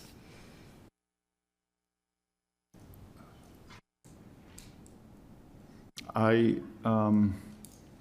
still don't know how to make this happen. Just council members, I wanted to raise. Rough Haven is an organization that's moved to the west side. While people might think, animals are in a different level of need versus, the work that these other organizations are doing, it is completely tied to the success of some of these individuals. Sometimes it feels like a secondary need for many, but once you understand how people access services or not because they don't know how to figure out what to do with their partner in life, in many cases they're animals, the success or not of their progress changes. So I'm trying to figure out how to get some money out of there, and I'm not sure I know. This makes me want to lower the threshold again. Council This one- Chair. right. I completely agree with you. I was wondering if it makes sense at all for us to consider unspent funds in this case, only because these organizations still have funds available to them. And then my other question was, are we utilizing a $50,000 minimum in this section as well? But the unspent funds have been recaptured by us. Allocated, so they're not available. Never mind then. Yeah. No, but I think that maybe some of that, I think this is not an unfair conversation. And again, I don't want to use this argument just for the benefit of an organization that I care about, so I just said that as a disclaimer. But, I wonder if, knowing that some of these organizations are not able to go through the funding as fast as we are able to give it to them, that's not to say that they could do better in the future, that we may be able to lower some of them to try to get Rough Haven some funding, even below the 50. Councilmember Young. Yeah, so I actually had a really good conversation with one of the pending applications today about unspent funds. And I think one of the things that's like super challenging is it depends on what you're spending on, right? Like if you're buying sprockets, like you can say, oh, yes, sprockets. Have you not seen the Jetsons? Okay, so you're all too young. Anyway. But if you're buying like a tangible good, there's going to be some sort of potential impacts due to supply chain, and things like that. But otherwise, you can pretty much bank on the fact that if I place my order in enough time, those will come through. Because a lot of these projects, though, are often based in personnel, sometimes you may have something where you have the absolute best case management individual who then gets an incredible offer from a competing organization. And because of the specialty of the population you serve, you can't just jump on like an Indeed.com and be like, oh, you, next. And so you have a gap in service, which is not related to the need you're facing, but it is related to the dynamics of like a human resource process. And so one of the things that I think is challenging in this space is being able to compare those two different types of needs and how we as the city are then saying we have an expectation of spending down funds across those use cases while still not leaving money sitting on the table. Different ways that I've seen it done outside of just these city processes includes being able to say up front, you are limited to 90 days past when you have to have all of your all of your receipts submitted, so you have an award post-period reimbursement window. And then on top of that, if there is flexibility to say we could extend it beyond the award period, you're limited to a threshold of a certain percentage of the award that you can carry forward versus what you actually have to return if it hasn't been spent. A lot of those processes, though, from my experience, have to be put forth at the time of award. You can't usually go back and change the terms and conditions of an award. Anyway, I'm just sharing all of this because it was discussed today, and I too would like to find a way to recapture some of those unused funds, but I think we have to be thoughtful about how we do it, just recognizing the diversity of use cases that we're seeing even in this applicant pool. That makes sense. Thank you for that clarification. Still don't know how to get them some funding, but I wanted to just say it there. Is there, oh, sorry. I'll just say I also don't have any ideas, but I support the effort. And so if there is a way forward, I'd love to hear ideas. Thanks. Councilmember Carlson. I know these are CDBG, I don't know why the acronym is such a mouthful for me to say, dollars that we're considering for this particular section, but as I think about the flexibility of funding our future dollars, might there be an opportunity there? I don't know what the precedent might be if applicant applied for one set of funding, but we awarded them another. But given that we're looking at these two things at the same time, I wonder if that might be something to consider when we talk about the funding our future. Yeah. I mean, yes, even just general balance or, you know, so no other thoughts about ECG Part 1? Okay, ECG Part 2 then. Thoughts? ECG, I bully you all to be quiet. No, okay, good. Nothing? ECG Part 2 going once? Okay, we're closing with ECG Part 2. Now, the home section, number 2, all applications. Not a lot, but most of them are getting Right. award. All of them are fully funded. Yeah. Yep. Not to their request, but they are getting funding. Any thoughts there? Okay, moving on to, I mean, the other one is very easy. CHDO applicants. Now we're going to HOPWA. Gosh, that one's a hard one to It's go. a bad acronym. No questions there. Chair. Yes, go ahead. Can I go back? I just wanted to frame this question for applications related to the home grant for NeighborWorks.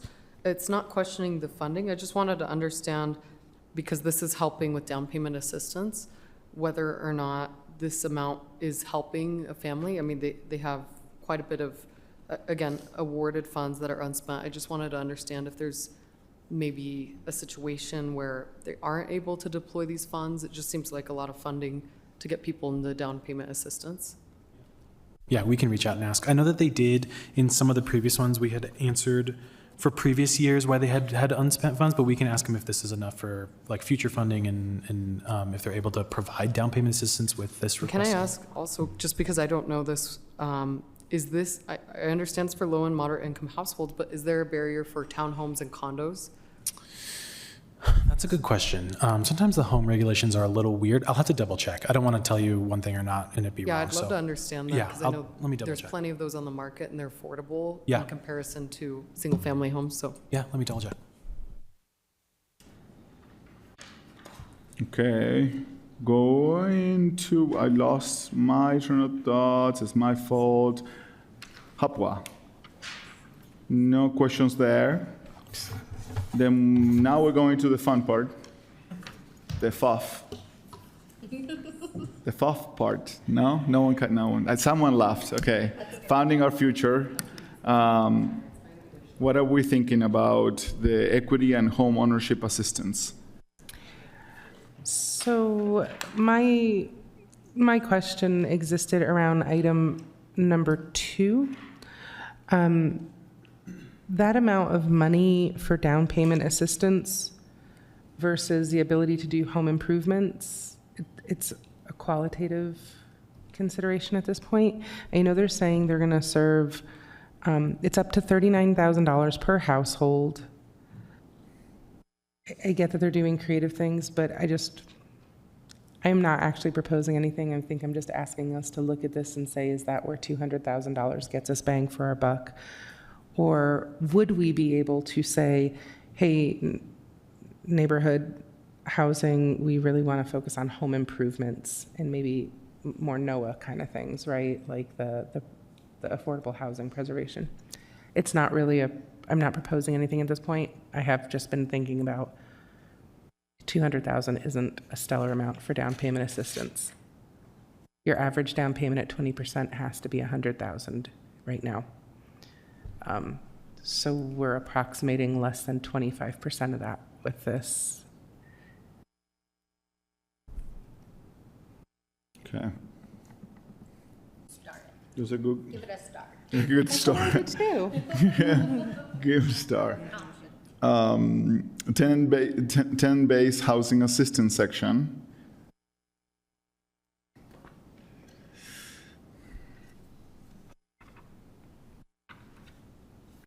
And there is a few organizations that are not getting funding and several organizations that are getting less what they requested. And I'm saying per the mayor's recommendation. I'm just, we've all talked to one program and we're looking to see about different funding there. And on here, we have lines 6, 7, and 9, the road home. Now, 2 different programs, but one organization, shared housing, supportive housing, House 20. And combined, it's $500,000. And I'm just looking at, is there an overlap in those three funding requests that we could allocate to another program? And I'm just looking at allocating to the line, where'd it go? Line 21, First Step Housing.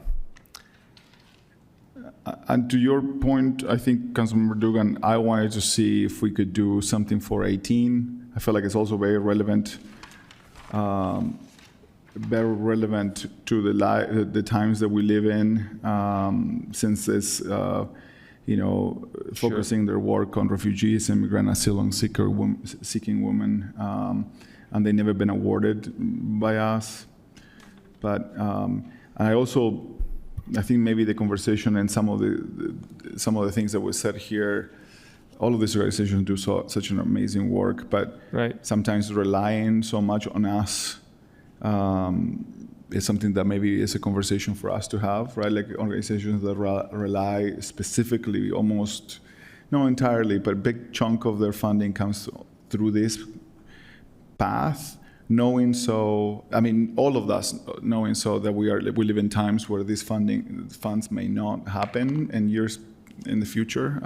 Funding our future is different, but I just wanted to highlight that I feel like we live in times that we need to potentially allocate some of these resources to the populations that are under extreme pressures. Yeah. There's also, again, a lot of money leaving the city to go to South Valley. It's a higher number. I am not actively proposing that we take any from it, but as we consider things, but I do have a soapbox to ride on about when we tell nonprofits not to depend on funding streams when we depend on them to keep our communities together. But that's a personal life soapbox. So if we get into it, it's tensions that need to be balanced. But all that does go ahead with any awards that we give this year. I would like to explicitly remind people that there is an active proposal to cut CDBG to fund the current war, and that next year there is no way for the city to absorb this. And should financial difficulties continue, funding our future, which is primarily sales tax, should also be expected to be lower. So in that vein, while I don't want to be stingy with funding, I do think this is worth noting to everyone who receives and everyone who applied, that if you have a creative way for us to help you find funding, but we can't count on this in perpetuity. So Councilmember Young and Councilmember Carlson, I saw your hands together, so you guys can duel. I just had a question about line 5, Utah Community Action. I saw that, they're requesting a little bit a little bit less than double what was requested in previous years. In 2024, fiscal year 2024-25, I guess they were awarded 200,000. And then this year, the recommendation is over 355,000. And so I wanted to serve 83 households. I wanted to understand what is behind that great increase, and to hear a little bit more about that project. So Utah Community Action, Landlord-Tenant Mediation, line 5. So I don't fully know what the reasoning is for the larger request this year from the previous year. We can ask them and get some clarification on that. The program is essentially helping with eviction prevention. I believe UCA is one of the few programs that is engaging in this sort of landlord-tenant mediation programming as an alternative to eviction or legal proceedings. But we can get that information about what the explanation is for the large request. Thank you. And then also, can we follow up? I see it's mediation training statewide, so would love to get especially for funding our future dollars, how many Salt Lake City residents would benefit from this program? I will clarify with them as well, but I imagine the number that they provided are the people that would be Salt Lake City residents, because UCA is very aware that the people that they serve with this funding need to be from Salt Lake City. So I will double check with that, but the number that they reported should be for Salt Lake City residents. So we have Councilmember Dugan brought up the potential sorry, Young, go ahead. I got skipped. Sorry. Nope, it's fine. So I think one of the other pieces that is challenging within this space is we're seeing like a snapshot of one piece of what is usually a larger portfolio that's coming in. And so at least for me, that is challenging, because as we're hearing from some of the various applicants, like an example would be if I'm receiving, county funds to be able to provide housing vouchers to 300 individuals, but I need a case manager with which to support individuals that may have additional needs. We're just seeing the case management piece. We're not necessarily seeing all the other funding that either could be put on hold and or could be limited in terms of services when some of these pieces aren't funded. I don't have like a very clear and straightforward solution, but I just wanted to highlight that I do think that even though we're looking at these, 1 to 2 sentence descriptors related to it, that it is a component in many cases of a larger portfolio of services where, because of the various types of funding, they need city dollars related to a piece that usually human personnel that maybe isn't as fundable through some of the other venues in which they're receiving resources. Thank you. That was useful. I think that some of the things that were floating in the air from this conversation were some of the things that Councilmember Dugan brought up about potentially the road home, right? And some of the things there. I also, there's some questions on the table to some of the organizations here. And yes, we can, yes, more stars. And then there was questions about Utah Community Action, about, the amount of funding and why they were potentially so much higher. I want to figure out a way to potentially try to fund some funding for Women of the World organization. Am I forgetting someone? I think I feel like I'd be interested in looking at a little bit for First Step House, if acknowledging how impossible this is and already telling them that I'm not sure. Yes, and First Step House in this section. Okay, can we close this one? There's a lot of stars. We have the tenant-based housing assistance.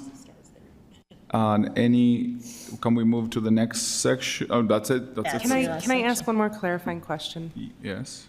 So I know we said theoretically in funding our future, we're trying to keep these buckets of money separate. But theoretically, we have more say over that, correct? That's correct. While you can't necessarily take a Funding Our Future application and fund them with HUD funding, that's because of the HUD requirements, you could theoretically take an unfunded or underfunded HUD application and use Funding Our Future dollars So to fund them if you if we so look choose. at line number 1, On which section? on the equity homeownership portion of Funding Our Future, they only applied for 100,000 and are getting 150,000. I'm assuming that's because there was more in the bucket than requests, or because it didn't make sense.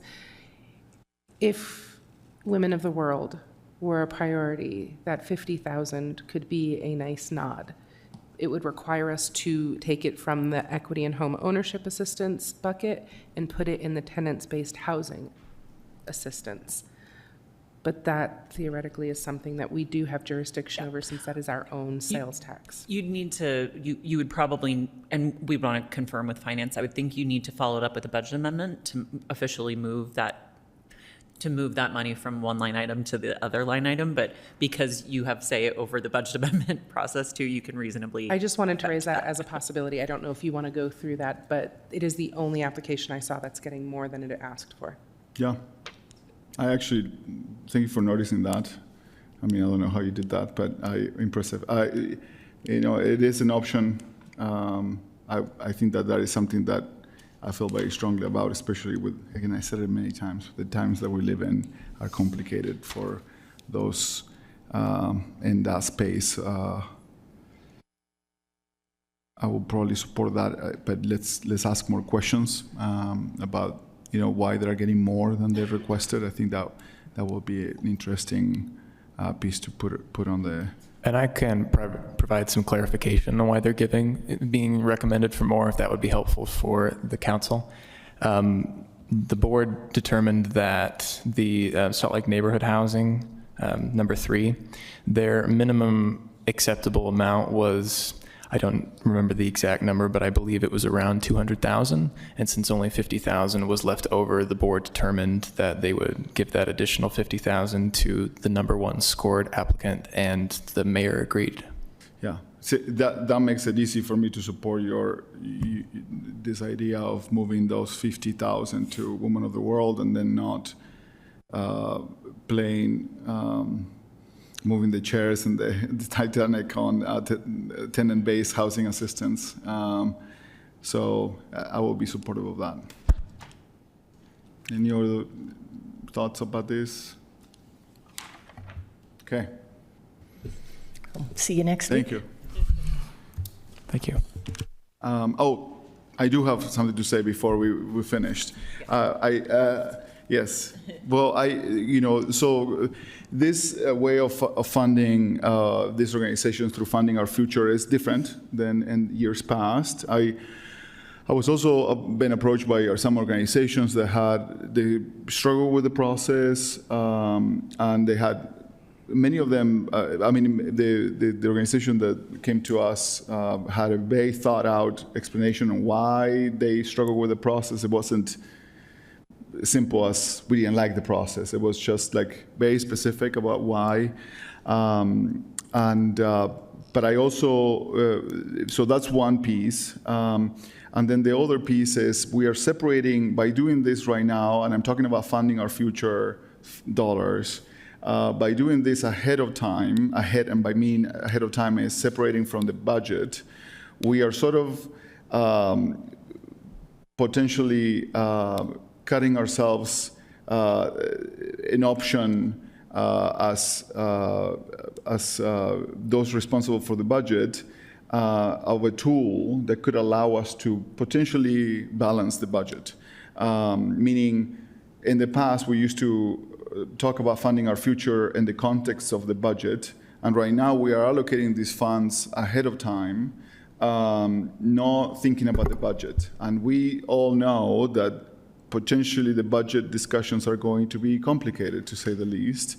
And I will like to request that, and I would like to hear if you guys are okay with this, that we go a different route on bringing those two conversations back again together And I'm not talking about CBDG since that is funding from the feds and they have their own timelines that goes ahead like it used to go.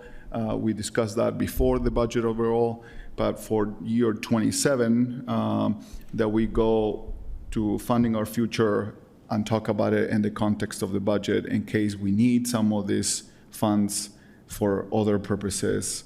And this goes back to your question, Councilmember Petro, that some of these organizations might realize that if we are on fire, we might need to use these funds for other things. Mr. Chair, could I clarify, because just to make sure everybody's clear, what you're allocating now in the Funding Our Future funds are from FY26? So they're funds that were already part of the FY26 budget? I think when we were talking, though, wanting to kind of put a notice, for lack of a better word, out, that for fiscal year 27, where those funds have not yet been allocated, we may need to look at a different process. Right, okay, thanks. So yes, this is not a... Yeah, this is not to say to all of the process these organizations did and the conversation we just had for the last 40 minutes, we're not honoring that process, but this is just to say I would prefer that we didn't do that for the future. I don't know how you guys feel about it. You have any opinions about this? Or, excuse me? Can we revisit it at the next one? I just want to take time to weigh the pros and cons because I see it both ways. And you don't need to, I should have been clear, you don't need to make that decision in conjunction with this decision that's in front of you right now. So it can be a budget conversation that you think about the pros and cons. Yes, I agree. There's nothing that we can commit right now, but I just wanted to throw it out there since this is a new thing, and it also limits, potentially from my perspective, it limits our options on the overall budget discussion. So let's talk about it in the future. I think that finishes this conversation for now. Thank you so much. Thanks, Appreciate guys. it.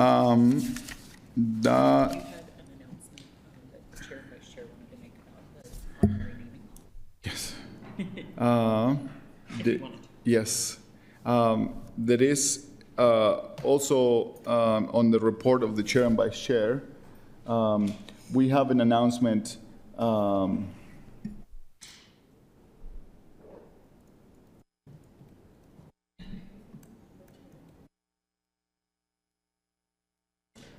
The announcement is that we want to propose, that Dolores Huerta is the name that we put forward, and that we set that for public discussion as the name and seeking feedback from the community in the public hearing, and that is the opportunity for the community to share their thoughts. I personally heard from many of our community members, and we heard on the record about from Luz Escamilla, Senator, and I heard from other elected officials that I hold dear, that should be the name. So I wanted to tell you that is something that I would like to start. And if there's any thoughts in here. Councilmember Warden. Thank you. I would declare my initial support for that, but would like to hear more from the public. But I also heard that message from a lot of our public commenters. And meanwhile, though, I've also asked staff about some other potential changes that might not fit neatly within this change, but I would nevertheless like to move forward on those. I'm happy to talk more about it offline. Thank you. Any other thoughts? Councilmember Petro. Naming entities after living people is still dangerous, while women have a far better track record when it comes to acknowledging the consent and autonomy of other people's bodies. The moment someone says she was abusive to them as a staffer, or was it Amy Klobuchar who threw a brush at someone, or a salad, there was something. As long as we're prepared to stand in headwinds, should those sorts of things come to pass. We know that passionate people are the ones who change the world, so I wouldn't be surprised, and it wouldn't change my view of her and what she's accomplished. But I do think we should stand by our conviction if this is something we're going to attempt. So it sounds like we have support to move ahead, and we'll advertise a public hearing. That's the process that we went through the last time we did an honorary street naming change, so the public will have a chance to weigh on that. More to come on when that public hearing will be. Perfect. And I think having a heads up from when that public hearing will happen will be a big deal for many of us, so we can share with the community and key people for them to know. So that will be very useful. Thank you. Yes, Sorry. Councilmember Dugan. But in the meantime, are we going forward with the actions that we discussed, or what actions are we taking in the meantime? The signs have been removed. Okay. So I think that box has been checked at least. So I think we just go forward with what goes in their place. Gotcha. So the signs were removed. Actually, I didn't even notice that, even though I drove down the street. Okay, thank you. Yeah, there was some good developments from the administration, and they put quite a bit of work to get this name removed. But I'm excited for this proposal, and certainly someone that I look up to, I would love to see a Latina leader, civil rights activist, and all the things that she accomplished. I personally feel like, in some ways, for me to be here. So I would love to hear from the community about that. So this, you don't have any announcements? Okay. Then we need a motion for a closed meeting. Cannot make it. Chris, what? In red. Thank you. Mr. Chair, I move that we enter into closed session for the purpose of discussing collective bargaining, pending or reasonably imminent litigation, and attorney-client matters. Second. I have a motion by Councilmember Wharton and a second by Councilmember Lopez Chavez. I'm going to call the question. Councilmember Dugan. Yes. Councilmember Lopez Chavez. Aye. Councilmember Carlson. Aye. Councilmember Wharton. Yes. Yay. Councilmember Petro. Aye. Sorry. Councilmember Petro. I'm nervous. Councilmember Young. Aye. And I'm an aye. We are in closed meeting now. Thank you. Let me check and see if this is